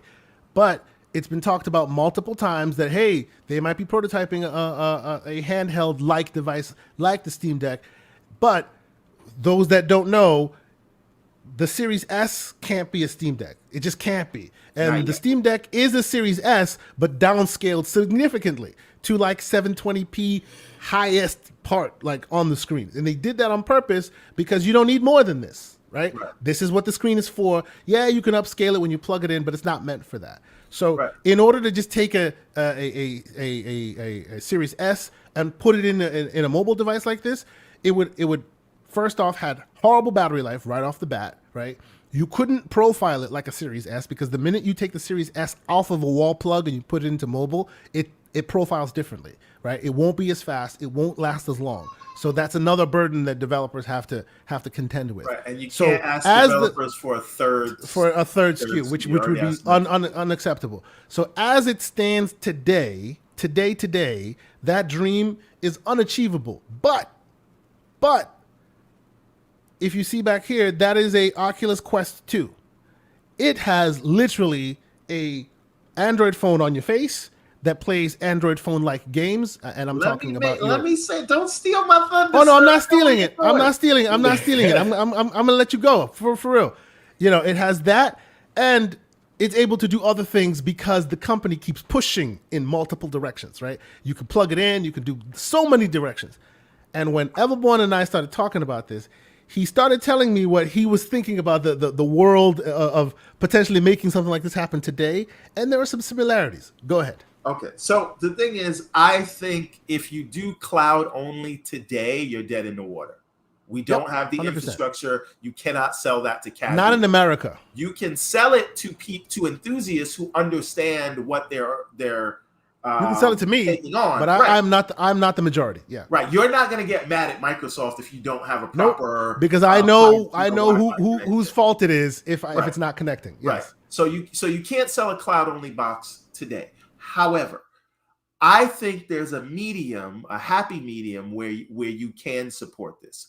And I'm going to take people through where we started and where we ended up. At first, I said the way to do this is have your handheld have it played locally the PC versions of these games, right? Because at that point, you can profile it how you like, and the PC games are already designed to scale based on the hardware, more so than the consoles are, because those are tailored to specific profiles. And you remember what I said to you when you said that? Say it again. Tell the people. I basically said to him that the reason why Valve can get away with that is that they are literally the stadium in which you compete, right? So when they come to you and they say, we're scaling our Steam Deck, here's, we're going to work some magic sauce and Proton in the background to make your game run better, they are more likely to work with you. And even if you don't want to do any of that, they'll put your game on their Steam Deck raw as it is, and then you can tweak it to your own liking. If Microsoft were to ever do similarly, they are a platform holder. They not only are the field, they're also a team. No one would allow them to do that, because then the idea would be, they're playing favoritism. So that idea of letting them profile your game for you would not work. I don't think that would work. Steam is also a platform holder, but that's neither here nor there. Yeah, but when was the last time they made a game? Like, besides VR, that everybody agrees that it's not a market that anybody else is really going into. That's the reason why they can stay magnanimous and be able to play both sides equally. But continue.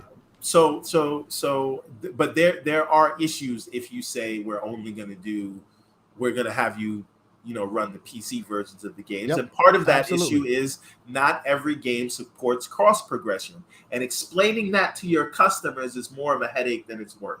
And people are going to have a bad experience. This thing dies in the crib. So what we ended up on was the way to do this to support successfully today. Right, today. If you're going to do this today, you may not be able to shrink down the Series S. Nope. But what you could shrink down is an OG Xbox, right? Well, technically, well, hold on. Your Series S is already shrunk down.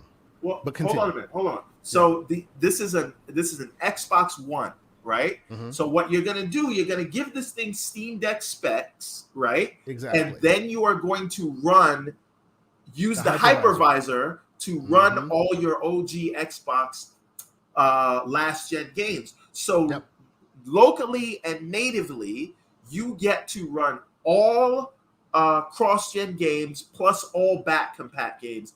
All of those can be local, everything that's in Game Pass or not, and you get the benefit of all of the ecosystem, which is cross progression, cross buy, cross all those things that you wouldn't get on the PC side, and you can run basically mobilizing last gen console. Right, but we're still making cross-gen games, so you would still get a steady flow of new games for now. Sure. I mean, look at OG Xbox One, right? You can play Flight Sim today, just cloud-wise, right? I'm coming to that part, right? So now anything that's next gen only, that's where your xCloud comes in, right? So you have a mobile device that has thousands of games, local, native support, with all the ecosystem benefits and all the new stuff you get. And that's what you could realistically shrink down for something that would work. And maybe not from Microsoft themselves, but from third party, right? You will be getting cross-gen games for the next several years, right? So you will still be getting new games that you can run natively, and anything you can't, that's where your cloud comes in. That's the answer if you want this thing today. I hear you. I hear you. Ew. But tell me right now, what are you playing on your Xbox that you wouldn't be able to play on this device today, right now? What game? No, you're right in that. You're right in that. If the game of games that and we had another side conversation, and he asked me, Everborn did, what is my game of the year, and I couldn't give him one, and I still can't give him one, which is very strange. Right. But Elden Ring is the game of the year, and that runs very well on Steam Deck. So there you go. So again, to ask this question, today, right now, what next gen only experiences do you have? So we have Mr. Inferno Games saying he wants to play. Yes, you'd have to play that in the cloud. That's right. You'd have to play that in the cloud. Right? But 90% of your games you will be able to play locally. Yeah. And that's a fair trade-off. For those who are saying that's a bad trade-off, that's exactly what the Oculus Quest 2, and Mama called them Quest, I'm gonna call them Quest, Oculus. They're the one that the same method, right? You have a few of your local games, your local libraries. You have your Beat Saber and those other games that you can play locally. But everyone who's played them knows that you take a huge graphical hit when you just play it locally. It's fun and it's doable. But the way to play your games, the really high clip games, the games that are AAA in budget and scope and scale, is you stream it from your PC. Right? That's why they got Airlink. That's why they do that. So I played Microsoft Flight Simulator through that. It's fire, man. Right? Hey, absolutely. And there's no way you could do that from the device itself, right? Hell no. Hold out the chat. Okay, for that last comment. Check it out. Oh, let me see here. All right. The thing is, the new narrative will be that Xbox handheld is holding back gaming. Yes, absolutely. We talked about this. But I do remember Everborn saying the Series S would be holding gaming back. Ooh. That last part is extra special because I held his feet to the fire for that one. This is what I'm saying. Sir. So good job, sir. I still said I would have preferred a discless $399 Series X, and I wasn't. But you were wrong, sir. You were wrong. I was wrong about that. I was wrong. I will own it. Sure. Yeah, Everborn Japan says what's up. But hold on a minute. You telling me Japan wouldn't say what's up to a mobile Xbox? Oh yeah, of course they would. Of course they would. They would want that. That's the reason why the Switch is as great as it is. It runs like freaking 4 frames per second, but it's got all those great games, and a lot of people and the Eastern market is far more mobile focused, mobile first than the Western is. Absolutely. Right. But no, I hear you on that. But it's that idea that then they'd have to stick with the lowest common denominator for a much longer time. But now look what Inferno Game says, though, right? Mm-hmm. He yields, so he's acknowledging that I'm right. And by the time you can do this with the Series S, that's when you're ready for your 2.0. Yeah, see, look, and I can see where you're going with that, and this device in my hand says that there is definitely you're onto something there, 100%. But there's still so much to this experience that requires your own knowledge and your own tweaking. And even if they got rid of all of that, even if you booted this thing up and all you saw was the Xbox logo, the battery life is still a huge concern. Like for if you're a turnkey person and you just want a turnkey, you come here, you hit play, you're getting less than 2 hours a time with this thing. And in 2022, even though we lived through the Game Gear, we lived through the Nomad, telling somebody you get 2 hours for a device that's $700 some odd is a hard sell, right? But Steam can do it, Valve can do it, because they give you all the tools and go, well, you turn the frames down, then you can boost your, that's where the tinkering kind of helps. Now, what helps in Valve's department is anytime anyone new figures something out, they go, okay, great, we'll incorporate it in.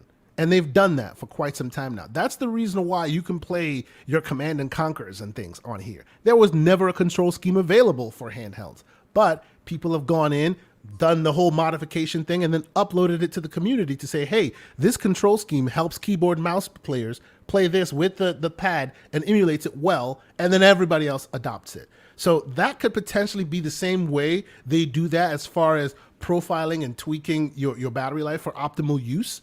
But I don't think Xbox could really do that, right? They would have to take all that on themselves, and that's the R&D that I'm not sure they're ready to go for.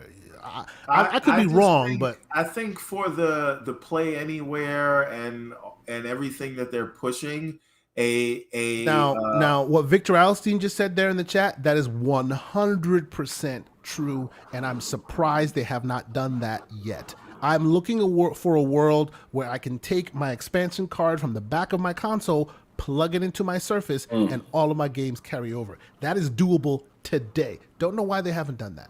I would have totally bought a Surface if they did. The GPU in the Surface is not as powerful as it is in the. I know, and they could easily leverage that same Series S GPU in the next Surface line. Easily. No, easily. That same Surface, company. But it's not as simple as saying the same company, though, right? Like that in and of itself, you're not going to be able to make that be shrunken down into the thinness of what a Surface device is today. And if but hold on. Remember though, $3,000 device. Yeah, I get that, but remember though, the AMD what do you call it? The Zen 2 core chips. It's a SoC. The whole thing is about this big. It's a very small chip right now. Yes, heat concerns and all of that. True. But you could put, and I'm not saying like a entry-level Surface device. No. I'm saying like a gaming focused Surface device, because they don't have one of those right now. I used to have a Surface Book. Great device, huge battery in the base. You could disconnect the top from it. And they even had a discrete GPU, a 970 right, GPU and in there. How close was that to what's in the Series S? Oh, but this was some years back. Like this was way before the Series S. Today they have discrete GPUs in there in some of their devices, but those are thousands and thousands of dollars. It's not. First of all, I don't think they'd be able to hit the Surface level form factor and have what you have in the Series S. Like it would be a regular PC. It would be a laptop. I don't think, honestly, I think if you were to replace because AMD is working with them on other machines already. And shout out to what's the gentleman's name? He's very good on technology from Microsoft. Brad Sams. He said exactly that a while ago. He wants to see that as well, because form factor is less of a concern in this PC space. Yes, everyone's here about thin and light devices. But if you were to double the thinness of that device and go, hey, by the way, this doubles as an Xbox because it has all the internals of a Series S in it as well, it would fly off shelves and nobody would have any concerns about the size of it. It wouldn't be, it wouldn't be like a 90s Lenovo either. It would not be a thick boy. It wouldn't. Because every machine now is thin. The problem with that is what they're doing, like this. At the end of the day, the Surface is still a PC. So unless they're going to make like a custom model, because remember, I know they're trying to merge them, but the Xbox and the PC are different ecosystems. They're Oh yeah, of course. I mean, imagine things. you turn even though it would be a gaming device, you turn it on. What do you want to Windows or gaming? You could go gaming, and it would turn into. I think that's going to be too much confusion. That would be nice, but it's too much confusion that I don't think that panels. It's something you could see. It's something you could see Acer or Asus make. You know, they put screens on keyboards and things. You could see them do something like this, and it would work. Is my point. But I do agree with you that it would not be as seamless as you'd want it to be. So some people would probably, you know, not necessarily like it as much. But so okay, let's twist it a little bit. What about PlayStation? They had a great Vita device. And yes, great device. I am sad that it's no longer. Can I just say one thing real quick? Please. Everybody should have a mobile extension, right? Your gaming should go with you everywhere. So whether it is on your PC with crossplay, and then take it with you on the go for mobile, and then when you don't have any of that, you have a cloud option. I think that is a direction that I would love to see gaming go in, and Nintendo has led a lot of trends, and this should be another one saying, let's blur those lines between handheld and console. And Microsoft and Sony have the technical capabilities to do it. It's just they do business approaches. Yeah. No, I agree with you. And I'll be right back on that note. Oh, no worries, absolutely. So here's a quick note. Everyone's idol Goro says, if battery tech breakthroughs match the smaller, more efficient APUs, it may be possible to get a portable series. You're absolutely 100% correct. That is one thing that I've been looking forward to seeing, breakthrough in battery technology. And, you know, we heard I had hope when we started hearing Tesla was using lithium ion batteries. You can't just keep throwing more batteries at the solution. So you'd think that would mean that they would innovate and they would optimize. But what have they been doing? They've been just putting more batteries. There have not been any real breakthroughs to give you less battery while still giving you more battery as far as time is concerned. And as long as that is an option for today, that it makes these things difficult to be real viable solutions that aren't just an option rather than the only solution. You know what I'm saying? It's kind of like saying until the internet sorts itself out, Stadia can never be the only solution that can be the only offering that they give you, because it'll just die on the vine day one. That's just the way it is. You know what I'm saying? But no, I understand what you're saying. So okay, so about the Vita specifically, do we see a world? And I'll throw that to you, Ham Solo. Do you see a world where they take another stab at that? Because people really seem to want that. I hear it all the time. I'm a diehard Vita fan. I love the Vita. Yeah, it wasn't the dream they wanted, that they were trying to peddle, right? They kept saying it was like it's a full PlayStation. No, it wasn't, right? Yeah. By the way, you're playing Uncharted. There's an amazing Uncharted game on Vita that will never leave anywhere but the Vita, because they haven't ported it anywhere else. So, you know, they were able to make great experiences that were able to then be played elsewhere. The Vita TV was a thing that was a little set-top box. I actually have one of those upstairs. Little set-top box that then you could then take your Vita games and play it on the screen. But even that didn't get where they wanted it to go. Do you see a world where they see the success of Steam Deck? They see maybe Microsoft, like the world we live in, where Microsoft puts an app on this thing and they make sure that Proton is working. And now Microsoft is succeeding here. Obviously, you have Nintendo succeeding with their handheld. Do you see PlayStation going, we'll be back. Let's get another Vita going? No, I don't. I'm going to stick with the same energy that I had with Xbox.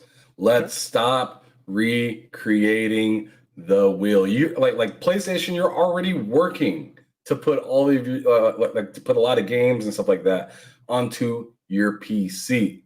So let's not reinvent the wheel. We already seen how y'all were treating Vita on the way into the PS5. Y'all were ready to cut it. Just get rid of it. We're done. Right? So instead of coming out with a new hardware device, just make it functional on the Steam Deck. If you want to partner up with, or I guess you don't even really have to partner because they are a hardware company, right? Yeah. So I mean, they are more than capable of making that. But from what it seems to me, they're trying to save money just like any other company. They ain't trying to spend money in unnecessary directions. They probably don't even need to partner with Steam Deck. I mean, look at that. Like, they released God of War into Steam. God of War runs on Steam Deck. They released Horizon for Zero Dawn onto Steam some years back. It runs great on Steam Deck. You just make sure that when you're porting your thing. Exactly. So what's the point of making a new Vita when you already have games that run on the Steam Deck? Like I understand people, and a lot of people are really, they get comfortable with their specific platform or their specific company that they want to follow. But I can guarantee you, just like Xbox fans, if you say, hey, you can play it over here though too, they're going to be championing it, but playing it over there as well. And there's nothing wrong with that. There's nothing wrong with that. And to me, as a consumer, as somebody that purchases, consoles and all these video games and whatnot, the more centralized things are, the easier it is for me and the less money I have to spend getting, shoot, did I charge my Vita and my Xbox handheld and my Steam? Like, nah, man, I don't want to do all that. I want it just in one specific spot. You're already working so hard with PC. Why would you then take a step back and then make your own thing? And then make it harder for games. Because as it is right now, it's already hard enough to get these products like out to people. Like making it is expensive, and then finding the materials to make it is hard and expensive as well. Why not why not use your contacts to the best of benefit that you could possibly do, and just say, hey, if you want to use this Sony product, then this may be behind a paywall, or pay $50 or $20 a year and have and have access to be able to play your games like natively downloaded to like a Steam Deck or something like that, just so then they have some sort of like endless revenue that's coming. But at the same time, that endless revenue portion is working with the with the teamwork between Sony and Steam, instead of them feeling like they have to put their neck on the line completely. On the line. Yep. Makes sense. Makes absolute sense. That's a great answer. Absolutely. I see a question from Victor Alistine asking, can Valve financially make enough Steam Decks to compete with Nintendo, or will it be just for the enthusiasts? Great question, the Victor Alistine. And actually, that's a question that Gabe Newell answered when all of this stuff started coming out about when we first started seeing that they're sending emails about the Steam Deck. They priced it the way they priced it because they want to compete with Nintendo. That's exactly what this is about. Because if you look in the market, this is not the first handheld device that's been out there like that. But the reason why this handheld device has caught such a zeitgeist and such a mind share of the public is because it's priced ridiculously below everyone else. And by and large, it actually competes with most of them. No, it's not. No, it's not. It is $400. You chose to buy the 512 gig version. You could have whoa. My bank account says otherwise, sir. You could have easily bought the low 16. Was it 16 gig or 32 gig? What is it? 64? I don't know. No, but my point is, you could have bought the cheapy version and then put in a terabyte SSD, just like I did. Terabyte SSD. There it is. Terabyte SD First of all, card. you couldn't get. Let's talk about reality. You could not get that $399 version, right? Yes, you could. No, I know a lot of people who got the $399 version. Okay, I'm gonna stop you right there. there. I ordered this thing on July 21st. 2021. Just because you are the unlucky bunch, brother. Every just time. Because you are the unlucky. Only thing that worked was the 512. That's you. I know a lot of people that ended up. I know a bunch of folks that got the middle of the road one, and I also know a bunch of folks that got the low tier one because they wanted to manually upgrade it themselves. They're actually. It's funny you mentioned that. There's actually been a news story that just came out. Valve is saying, yeah, you can upgrade this yourself, but don't go overboard because we put everything in their place exactly for a reason, and they're going to overheat things if you push it too far. People are putting new 2 terabyte ones in the Steam Deck. Because you could do that. A lot of people bought the low grade version. At $399, I would consider keeping this thing. At $700, you chose to buy the $399 version. No. I had no choice. This is the only thing that was available. Anyway, okay. I don't want to go down that rabbit hole. I do want to address what Solo was saying. I was listening while I was working. Okay, so here's the thing. I guess this is all a matter of whether you believe in, I guess, vertical integration or sort of, I guess, horizontal, right? I'm not a huge fan of Apple, but I'm also I am a big fan of the vertical. You're not a huge fan of Apple, but you're also an Apple slave. I understand. Because the blue bubbles really hurt you. I get you. Exactly. I get you. Where did the blue bubble hurt you? But to that end, do we really want a world where everyone is beholden to whatever Valve says is the standard? That used to be the world we lived in, and people hated it. Yes. Right. If everyone is running to say, well, Valve got here first, so everyone, let's make sure people view our wares through Valve's lens. I don't know if that's a good place. My only pushback on that is and you're right, they could change at any moment. I get that. But they've been so open-ended, they literally encourage other app stores to be installed and used on here, that's the reason why folks are more apt to go that route. They haven't done what most platforms do, which is walled garden. Only my sorts can be played there. Yeah, obviously they have the Steam OS, but even in their own OS, they're allowing you to install like anything you want. So I think they're strategic and in that they know that the market that they're dealing with are a bunch of PC players who are not console players who are okay with walled gardens.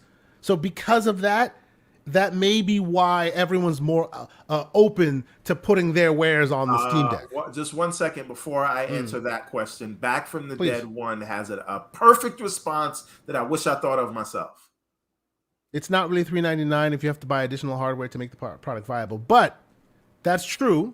But you don't need to buy additional hardware to make the product viable. Nobody's using that. Bro, let me explain. Let me be clear. I have bought this device. I find myself using it to play.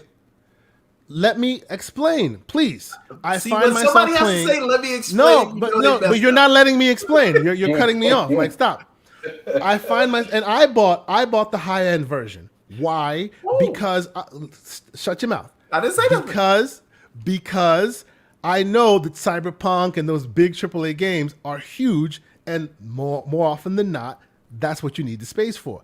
In hindsight, I should have bought the lower version. Why? Because do you know what I find myself doing a lot on this thing that I find like. Even after I don't use it for the AAA stuff, I don't tend to play 5 or 6 different AAA games on this thing at once. I don't, right? I really don't.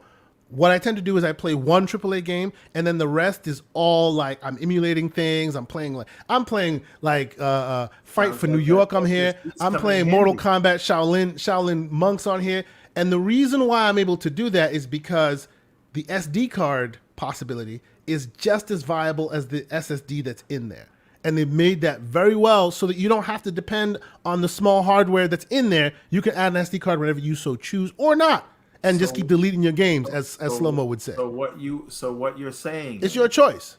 If you got you should have gotten the $399 version, and if that was the timeline that we were living in, you would not upgrade the SSD. No, if that's the timeline I would not upgrade the SSD. I would keep the low grade, and then I'd augment it with an SD card. Yeah, you're not telling the truth, sir. No, it's true. No, Asante wouldn't upgrade the. Let me tell you this. Mechanical drive. My PS5. I have the heatsink cover that I bought for it. Still haven't upgraded the SD card. Still haven't put an SSD in there. But there's already an Haven't done SSD it. in there. That's not what. That's No, not but my point is, if I need it, I will do it. But now that I have the device in my hand, I find that extra space was like I thought I would need it. I have not needed it yet because most of my games live on the SD card. Right? Okay. Because again, I'm emulating in addition to standard playing. So it's a lot of take out the SD card, put the emulation software on it, put it back in. So it's useful for me to have the SD card. You can lie to yourself. I'm not lying. You would put an SSD in that thing, but that is neither here nor there. So I am not lying. Back to you, sir. He's taking over. Okay, go ahead. You pointed out that the reason you haven't moved on the Steam Deck yet is because they haven't worked out all the kinks yet, right? You want, just like me, that sort of console-like experience where it's smooth, this thing is worked out, right? Valve, just looking at their history, will probably never be there because, again, they encourage tinkering. So even when they smooth things out, there'll be more things that they will encourage that you tinker with, and I don't know that the Steam Deck will ever be. Well, I mean, Gabe has said out and out the reason why that low end price point is the way it is because they're really trying to entice that console market. Meaning, and take it from me, when I first got this thing, it was a hodgepodge of console / PC. Oh yeah, you got to figure it out. A lot of that has been smoothed out. Like, if you want to be, I know nothing, I just want to turn this thing on and hit play, you can do that. You couldn't really do that in the beginning. You can really do that now, right? Before it was, would you recommend the Steam Deck to your kids? Would you just give it to the kids the way you would give them a Switch? Not today, no. Okay, no. It's not there yet. That's my point. No, but that's the point. We already know it's not there yet. But that they've even said that it's not there yet. But they're literally iterating to that console-like. They're never going to get there. And so, and you know that how? Because let's be clear here. Let's be clear here. The reason why I say that's different is because you have the Aya Neo, you have the MX Player, all these other comparable devices, right? And I don't know if Mr. Joanna Dark is still in here. He owns some of them. A lot of those comparable devices have now foregone their own operating system because SteamOS fits on there. Why do they do that? Because Steam has been so full focused on getting Proton working, getting the console-like experience. So all the other competitors now went, screw it. We don't even need to load Windows on it. Let's just load SteamOS 3.0 because that gives us the same console-like experience that they have. They're pushing towards fighting against Switch. That's what they're doing. They're not there yet. I agree with you. Ladies and gentlemen, Steam Deck is to Kei Asante what Sega is to Everborn. Oh, now, stop! The thing is this: nothing is to Steam Deck like Sega is to Everborn. Come on now, nothing. The point that I'm making is, if you want that sort of turnkey console experience, judging by the history of Valve, they're never going to be there. They may get close enough to where it's almost good enough, but I think you're going to need the Sonys and the Microsofts of the world. Yeah, and I agree with that. But experience. Victor Alistein's point here.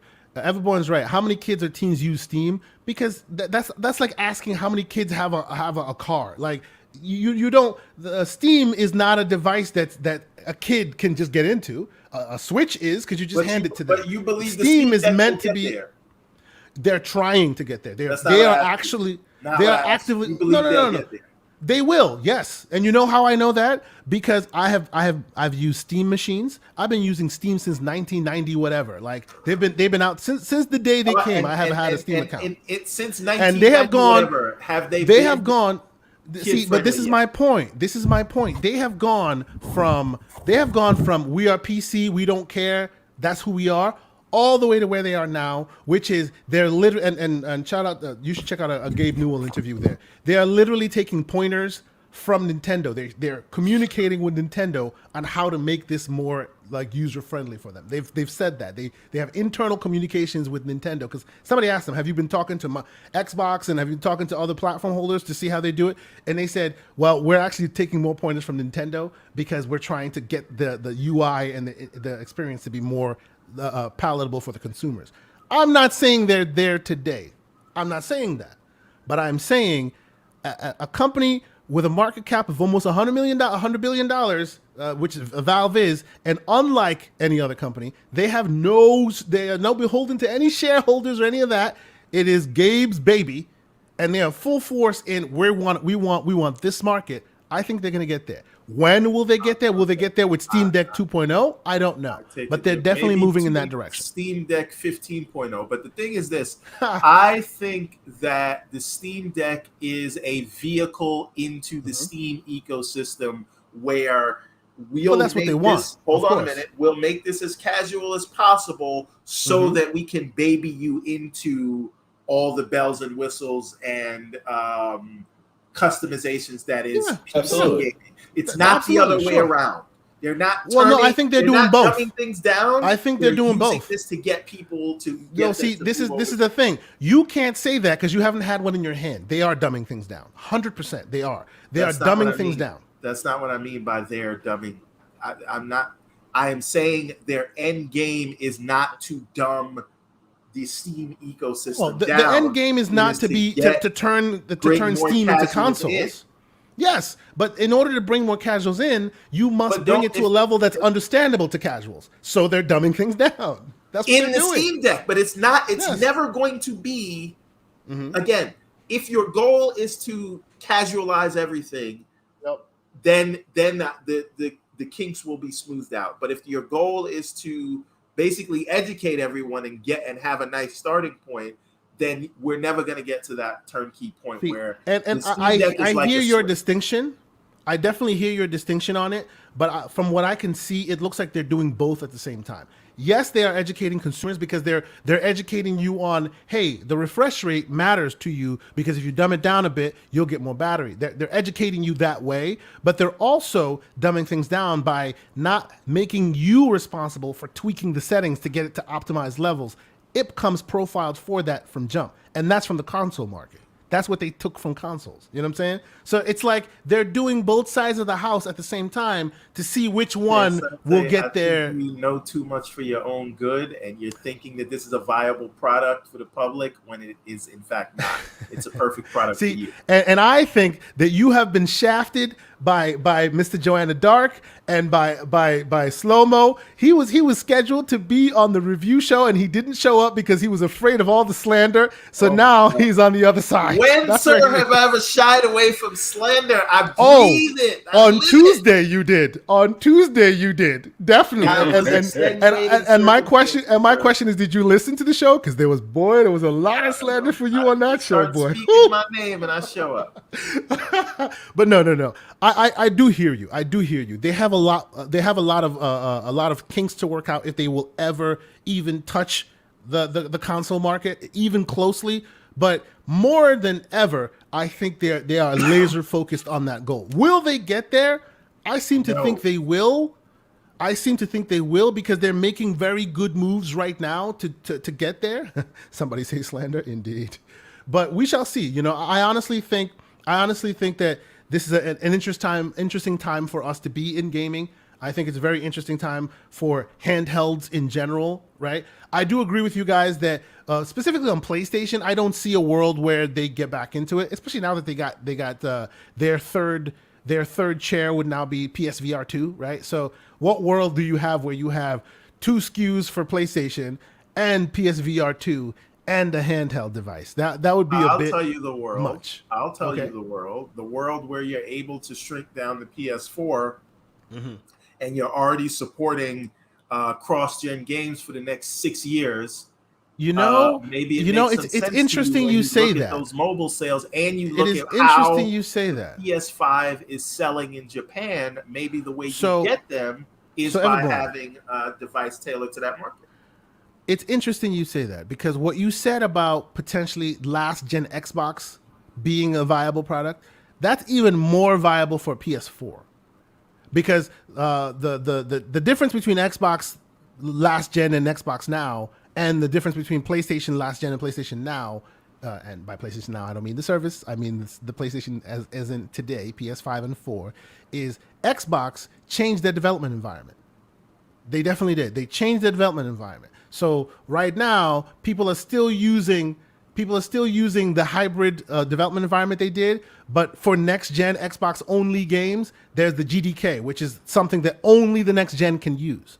On PlayStation, they're still using the exact same PlayStation 4 environment, just with the PS5 tools added to the mix. So presumably in your world, in that world of, hey, let's make a last-gen console a handheld, they could far more easily do that on the PlayStation side than they could on the Xbox side. Because then they'd have to keep using their old development environment that they want to get rid of, whereas PlayStation's actually just continuing to use that same one. So that is very interesting. I didn't think of that. That's actually pretty good. That's pretty good. But okay.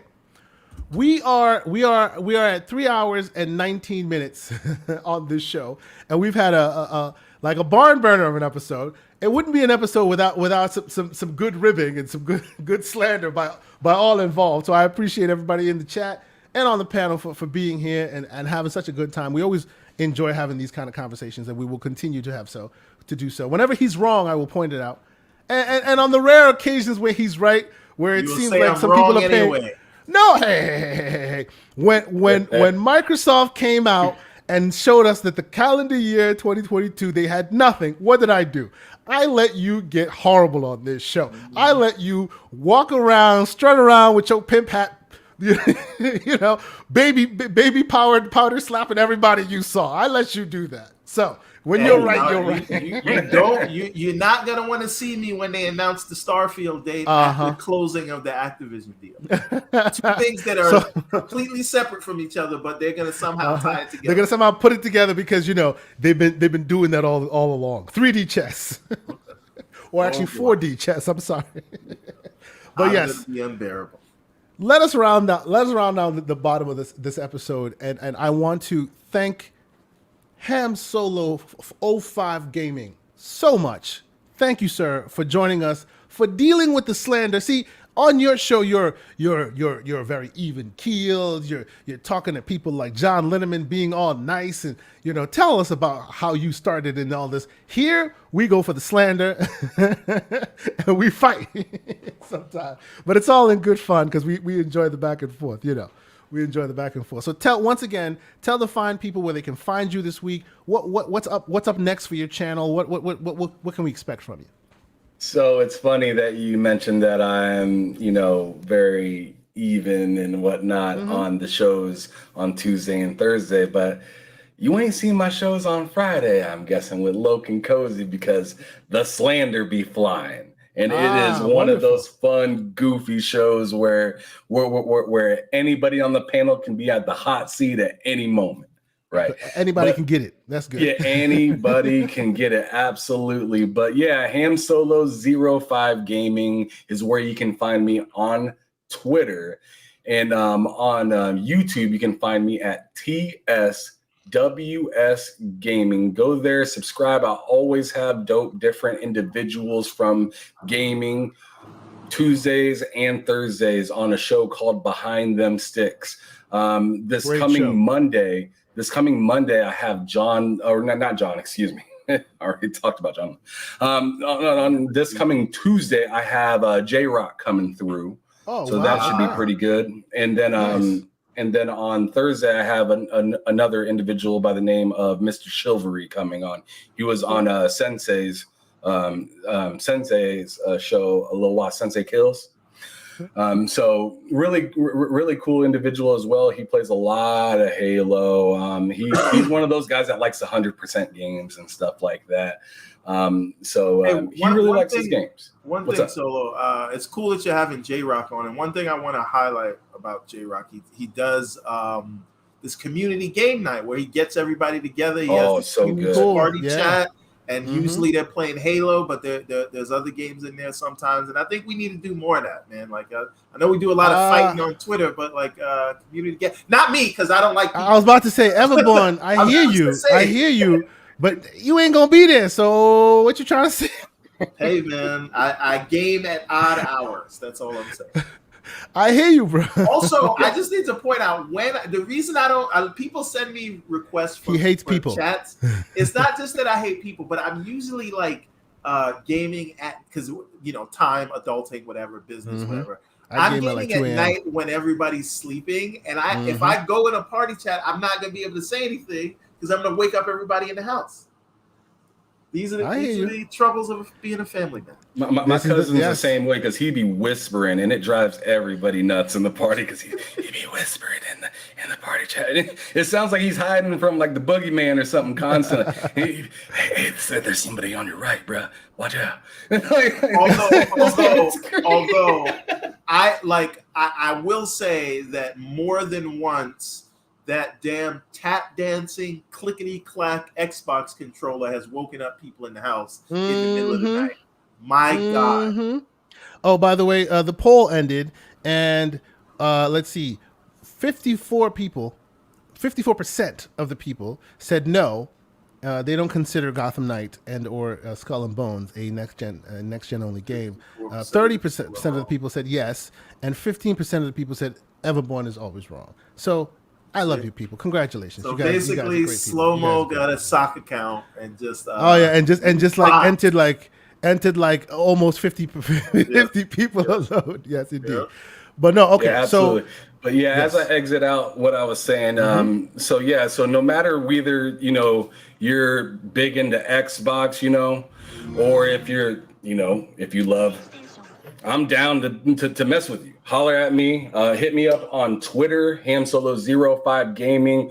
I'm all about just talking games, having a good time, letting you talk your stuff if you feel like you need to do that. And then on Fridays, like I said, I do bull sitting. The show's called Bull Sitting.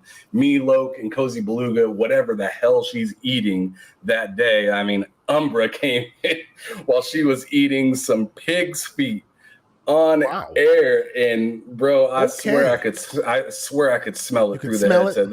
It was foul, but it was but it's an absolutely fun show. So catch me there. Go on ahead and go and subscribe. And if you're interested in being on one of our shows, or if you like that one-on-one interview kind of thing, I mean, let them know. K Asante and Everborn. It's pretty chill. I ask the questions, and all you got to do is answer.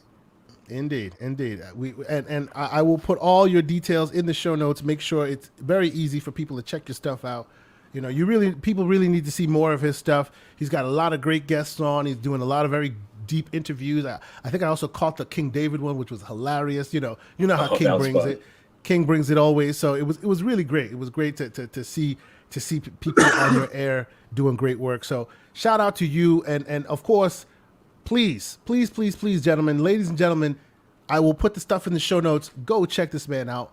Subscribe to his channel.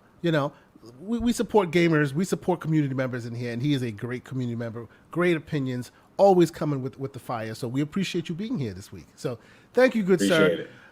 Let's see. I also happen to put Motorcycle Mechanic Simulator 2001 in the chat. There's a code right there. In addition to a few other codes. Some of them I announced, some I didn't. So anybody that wants to grab that, you are more than welcome to. Maybe before the end of the show, I might find one more. I have a lot of old codes, and I don't know what people want and what people don't want. I have like PGA Tour 2001, 2K21, whatever. Here. I don't know. Somebody in here might like that. I will not play it, so you are welcome to it. Here we go. With the PGA 2001, 2K21 here. Hold on, let me paste that in the chat. Okay, so. With that all said, again, we had a great episode on last week, Tuesday, talking Steam Deck, talking review of it. A lot of people really enjoyed the offbeat conversation we had there, the different topics we brought. So we might do something similar to that in a future episode. I'm thinking I might do VR. We've been trying to do VR for a while now. I think I might do VR. Same format that I did it before. We'll get a bunch of community members who are deep into VR these days. Maybe if you're a VR player, hit me up. Give me your experience. Maybe we'll get you on the show. Tell people your experiences, how you like it, how you don't like it, what they could do. Stuff like that. So expect to see and hear more from us on that front. But for my man, Mr. Everborn Saga, the Elden Lord himself, yes, Ham Solo. We appreciate y'all being here. We loved the conversation. We loved you guys in the chat, always making things better. Yes, we bring the slander, we bring the arguments, we bring the fire, but you guys keep it fresh and keep it moving with us, and we really appreciate that. So until next week, we hope y'all have a great Saturday, great weekend, and we will definitely be back next week. See you then.